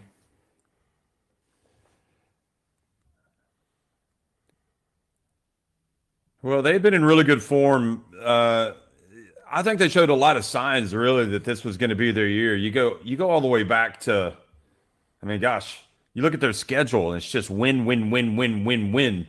And I think because Chiba Jets, as you mentioned, went on that record winning streak, we kind of maybe didn't give enough respect to this RYUKYU Golden Kings team for the type of season that they had. Even if they lost games, they lost them by 1, 4 points, 3 points. I mean, they were close all season long. One of the last 5 games of the regular season, the last 5 games of the regular season. From April, after losing on April 5th to Osaka 89-88, they lost just one more game. So this has been a team that's been on a roll. Well, Jeff, it's interesting. Unlike the Chiba Jets, they have really enforced all their import players as the centers. You got the likes of Josh Duncan, Alan Durham, Jack Cooley. Now, I remember seeing this team play against a PBA team. It was Chot Reyes' team, TNT in Japan, and they absolutely blitzed them out and then also defeated the Taipei Fubon Braves in the home arena. Thing is, they're so well balanced with their domestic players in the backcourt and, of course, their import players being their center roles, but they mesh so well. They are just a very good team. Yeah, it doesn't feel like they have that true pivot, so to speak. Although Jack Cooley's the big fella down low, and Durham plays big. So Imamura saying, I was glad to watch the smiles on the faces of the fans, and he was able to get through this season, to fight through this season with all of the fans' support.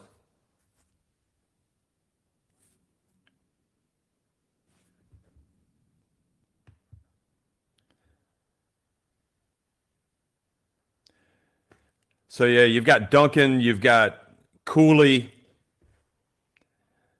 you've got Durham. So mobile bigs. I mean, mobile. And Cooley, I think, probably is a lot more. He offers you a lot, even if he doesn't have that incredible height that you might run up against with some teams, that great size. He's big and he's strong and he competes on the boards. And he's got a lot of meat on those bones, so to speak. So he's a great pivot. And, Durham can play outside. Duncan can play outside. You look at Gavin Edwards, and even Vic Law, 2 guys pretty long. Mooney. But the battle was won by the RYUKYU Golden Kings, not just the front court, but all around.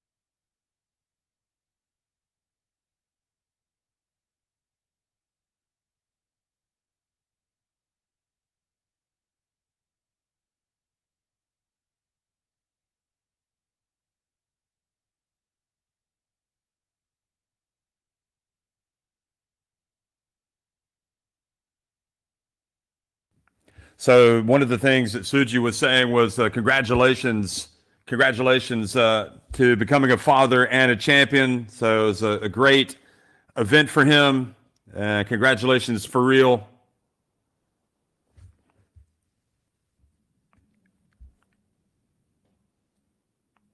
There's the captain, Tashiro.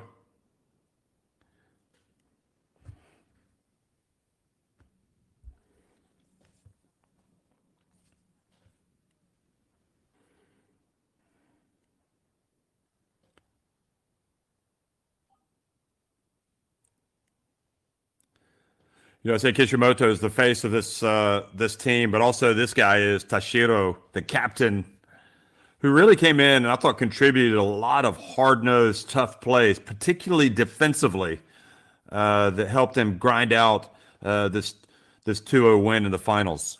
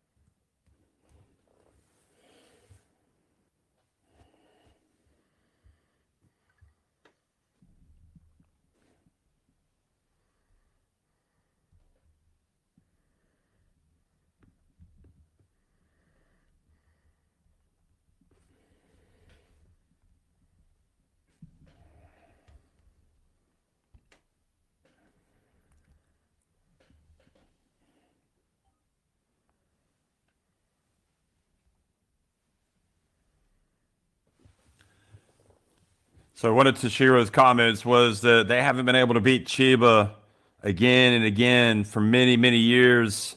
It's been a frustrating opponent to go up against, but he's been surrounded by great players and a great coaching staff, team staff overall, and they all did this together.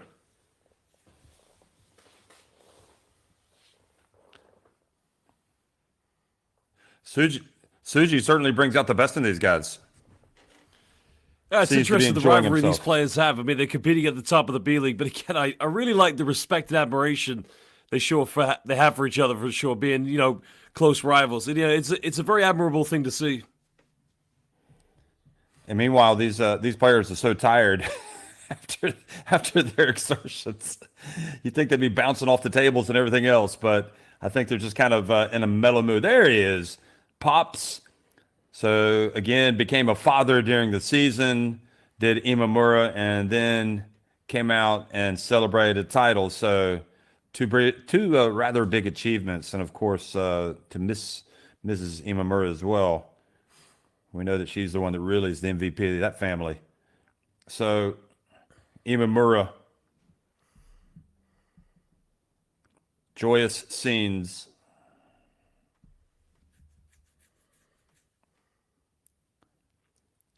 So it doesn't matter what the result. You win, you lose, you cry. That's one thing that we know. And all season long, I think a lot of it is because these guys are so tired. That kind of brings up the emotions as well. Co-flipping, best game of his season, of maybe his life, really, today. Alan Durham, the MVP. Tashiro, the captain.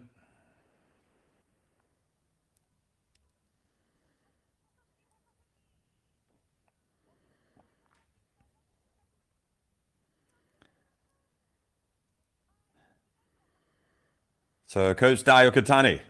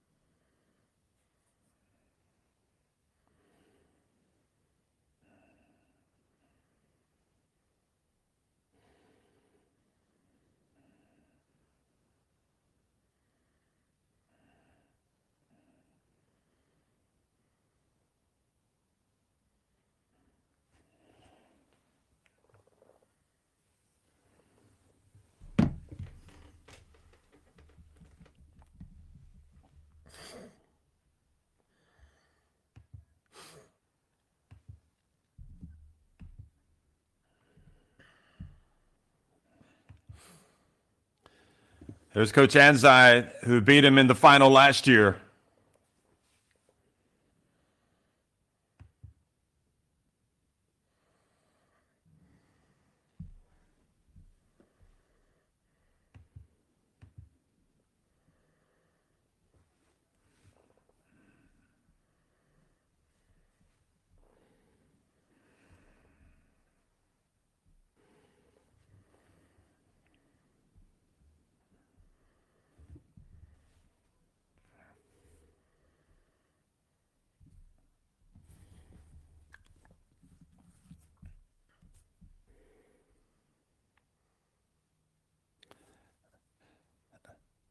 So that was a nice exchange between former Utsunomiya Brex coach Ryukyu Anzai and Ryukyu, who's now celebrating the title for the first time with the Ryukyu Golden Kings.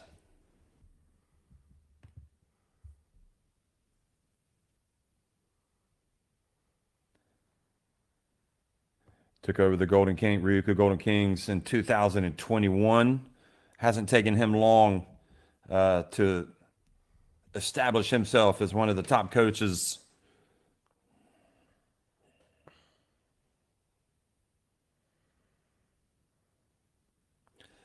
There's Josh Duncan with his family as well. There's Cooley.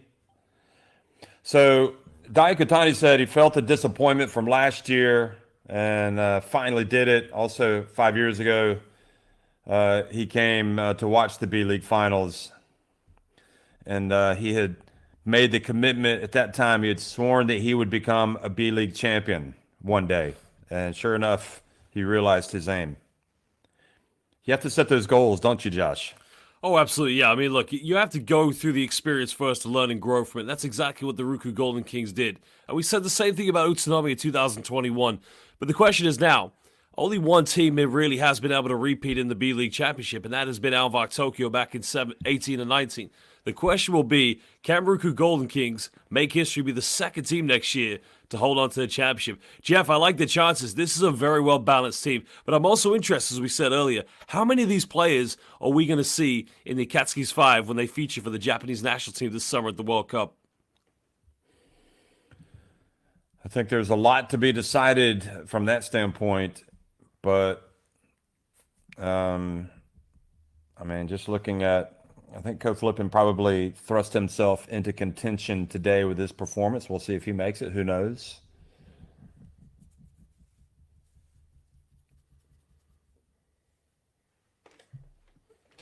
I think we'll definitely see from Chiba Jets, Tagashi. He'll be in that World Cup team.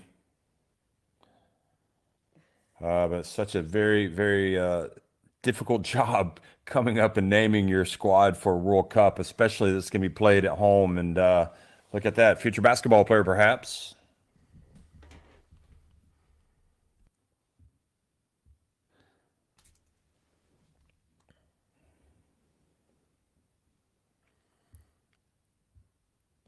It's great to see how some of these players really have adapted to life in the B-League. I mean, Jeff, we've had the fortune of seeing players such as Josh Duncan play in Europe when he played for Baskonia. Not to mention Alan Durham featuring all over the world. But Jack Cooley, only a couple of seasons ago, Jeff, we were covering him for Dinamo Sassari and for Ludwigsburg. But what a testament it is to their careers to reach the highest limit here in Japanese basketball, then to win the B-League Championship. Yeah, it never gets old winning, and certainly the reason why you play is so you can experience these moments of, the pressure. You would have felt like it was all on Chiba Jets today, and I felt like it revealed itself, and just the confidence that this Ryukyu Golden Kings team came out with today, and Kishimoto, who to me looked really tired today, and the fact that he was able to come out and help set the tone, making those early shots, and Imamura as well. Just an all-round. It just seemed like it was their year. They won the biggest battle. I think the biggest battle was yesterday. Sometimes it's hard to close it out, but I think yesterday it was such an emotional win, and from Chiba Jet standpoint, such an emotional, draining defeat. To come back from a double overtime loss, that is difficult to do. Spot on with that one because, you know, it really felt like Chiba Jets should have won the game yesterday. The amount of free throws that RYUKYU Golden Kings have missed, but somehow dug a victory in the end. Yes, we know Jack Cooley had fouled out, but also Gavin Edwards had done so as well. But, you know, I'm very surprised. Maybe this will be growing pains here for the Jets. Keep this team together. You know, they will come back next year, but I just think where it's such a heartbreak is they were so dominant in the regular season. Yeah, I remember speaking with so many of the coaching staffs at Utsunami and Brex in February, them saying to me, Chiba Jets, they've never seen a team like them in the B-League. But it just goes to show, whatever the record was, 52-8, it doesn't mean a thing unless you leave with the ring. Yeah, that's right. In fact, it was 53-7 in a memorable season. And I know they're not going to look at it like this, but it was a season when they had a record winning streak, when they won the Emperor's Cup. I think over time they'll be able to appreciate how good they were this season, but to fall short right at the end the way they have, that has got to be a crushing disappointment for everybody. But again, that's the nature of sports. And also, Jeff, the key thing I want to mention here is, you know, yeah, they have lost 7 games this season, but they never really were challenged. As you mentioned, winning the Emperor's Cup, going on the longest winning streak. And I think this was the challenge that at the wrong time of year that they never had. The good thing for them next year, they'll be heading into the East Asian Super League. They're going to play against teams in the P-League in Taiwan. They're going to play against teams in the PBA, but they'll also get very tough competition when they go up against Anyang KGC in the KBL. That will be a good challenge for them when they get used to the home and away fixtures playing continental basketball in Asia. And maybe that will help them get over that hurdle to bring back another championship here in the B-League. Well, we'll see if it's a positive or a negative. I think it's always positive to go outside your league and to play in the continental competition, but Utsunami Brex kind of dropped off a little bit this year, and there will be good teams, hungry teams wanting to come out and prove that they can be the champions. Chiba Jets, don't forget, they won the title as a club already a couple of years ago, and Tagashi, well, he was a big part of that, and he was a big part of their season this year. And Tagashi actually played very well, I felt like, in these finals, but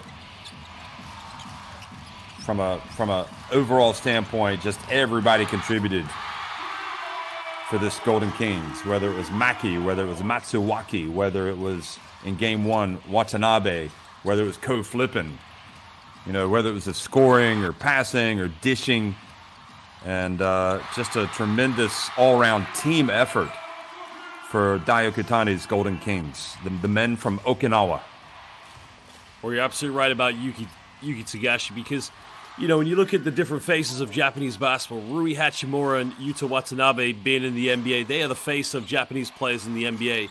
Yudai Baba currently playing in the NBL in Australia, performing very well. He is the face of Japanese players outside of Japan, but not in the NBA. But when you have a face of Japanese basketball here in the B-League, it is Yuki Tagashi. He is the first ever $1 million player, Japanese player here in the B-League. But again, you know, they're going to have to put the season behind them. And, you know, for players like Yuki, it's about preparing for the summer. You mentioned, tough group they'll be playing against in Okinawa. But I really think with the talent that Japanese basketball has, especially the national team, they can definitely make a bit of noise. Yeah, don't forget also Yuki Kawamura, who had that great season after playing at the FIBA Asia Cup last year. One of the top players with Yokohama B Corsairs, and just so many good players in the B-League. And this, I think, probably has been the most memorable season. And, you know, those pictures tell the story how tough of a grind it was all season long. And it finishes with the title. And I dare say these guys will not want to be leaving the court. They want to milk this for as long as they can. The 88-73 win. And again, you look at the numbers and you look at the bench contributions, and the bench outscoring the bench of Chiba Jets 45-17. They had 4 more three-pointers. Today, the Golden Kings took care of business at the free throw line, which they didn't do in game 1. And because of that, they were able to go ahead and go on and win this game.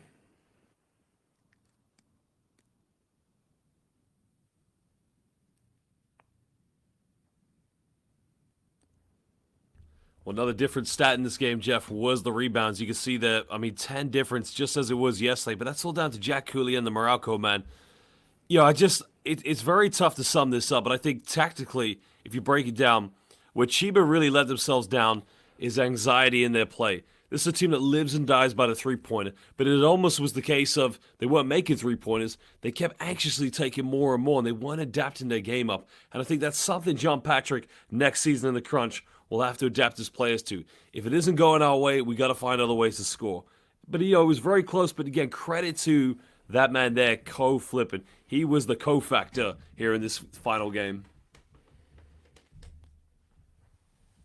Yeah, so co-flipping with the 21 points, leading the RYUKYU Golden Kings today in scoring, and Jack Cooley, who had he had 19 points, 16 rebounds. There's little Cooley chasing those loose balls already at her age. Gosh, this is the thing with young kids. It doesn't matter how tired you are, Jack Cooley, you're going to have your hands full when you get home today. Oh, maybe the Duncans can help babysit. So here they are. The look at the playoffs, the way they have unfolded. RYUKYU Golden Kings have taken care of business, winning it overall. Remember, they were 48-12 in the West. Then they came out and beat Nagoya Diamond Dolphins in 2 games. Then they beat the Yokohama B Corsairs in 2 games, and then they sweep, which nobody saw coming, the Chiba Jets in the finals.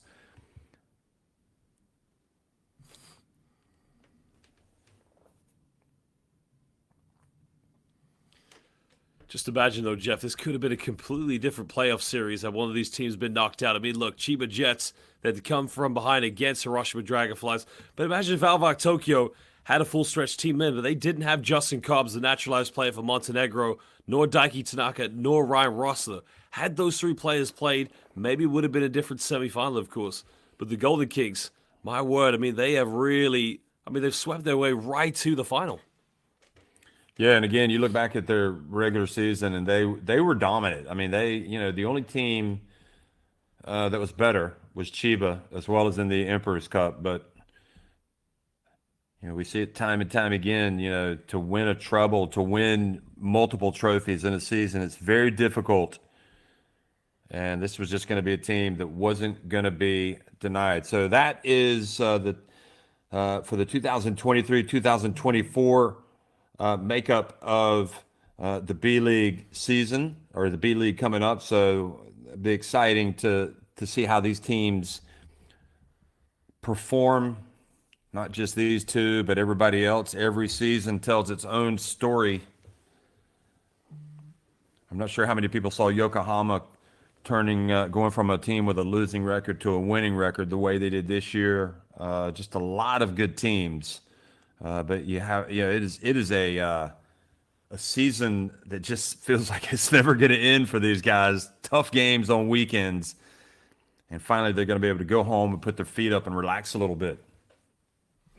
And I think international fans need to remember as well, it was only about 8-9 years ago, Japanese basketball, especially the international program, was in a bit of disarray because there were so many different leagues. You had the JBL, you had the Basketball Japanese League, but credit to the federation, combining all 3 different leagues together to make the B.LEAGUE a relegation promotion system. And the amount of teams, new franchises that popped up over the year, I don't think I've ever seen an exponential growth in professional basketball in any other country right now than Japan. So I wanted to remind you that the wonderful Japanese women's national team, remember they reached the final of the Tokyo Olympics. They will be in action next month, June 16th, 17th, 18th. So make sure you get yourself to those games if you can. And just a tremendous job for the broadcasters putting this game on and adding to the overall professional quality. It all adds up to just a huge success for the B.LEAGUE this season. So again, the Japanese women's team will be in action in June, and you can get your tickets. It's Denmark, right? They're playing. So that is the Danish flag, correct? Yeah, that is the way I remember that. It's the opposite of the English flag. So thanks for watching, everybody. One last time, the Ryukyu Golden Kings winning it, finally getting to the top of the B League. They win the title. They complete the 2-game sweep with an 88-73 victory over the Chiba Jets. For Josh Bitt, I'm Jeff Taylor. Thanks for watching, everybody.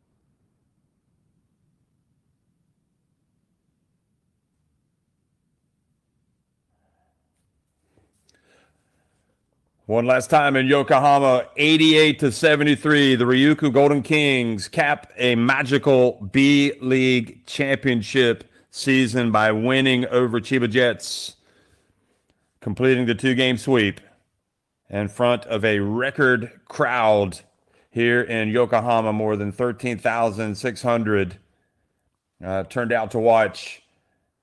13,657 to be precise, the record crowd watching the conclusion of an amazing B-League season. Thanks for watching, everybody.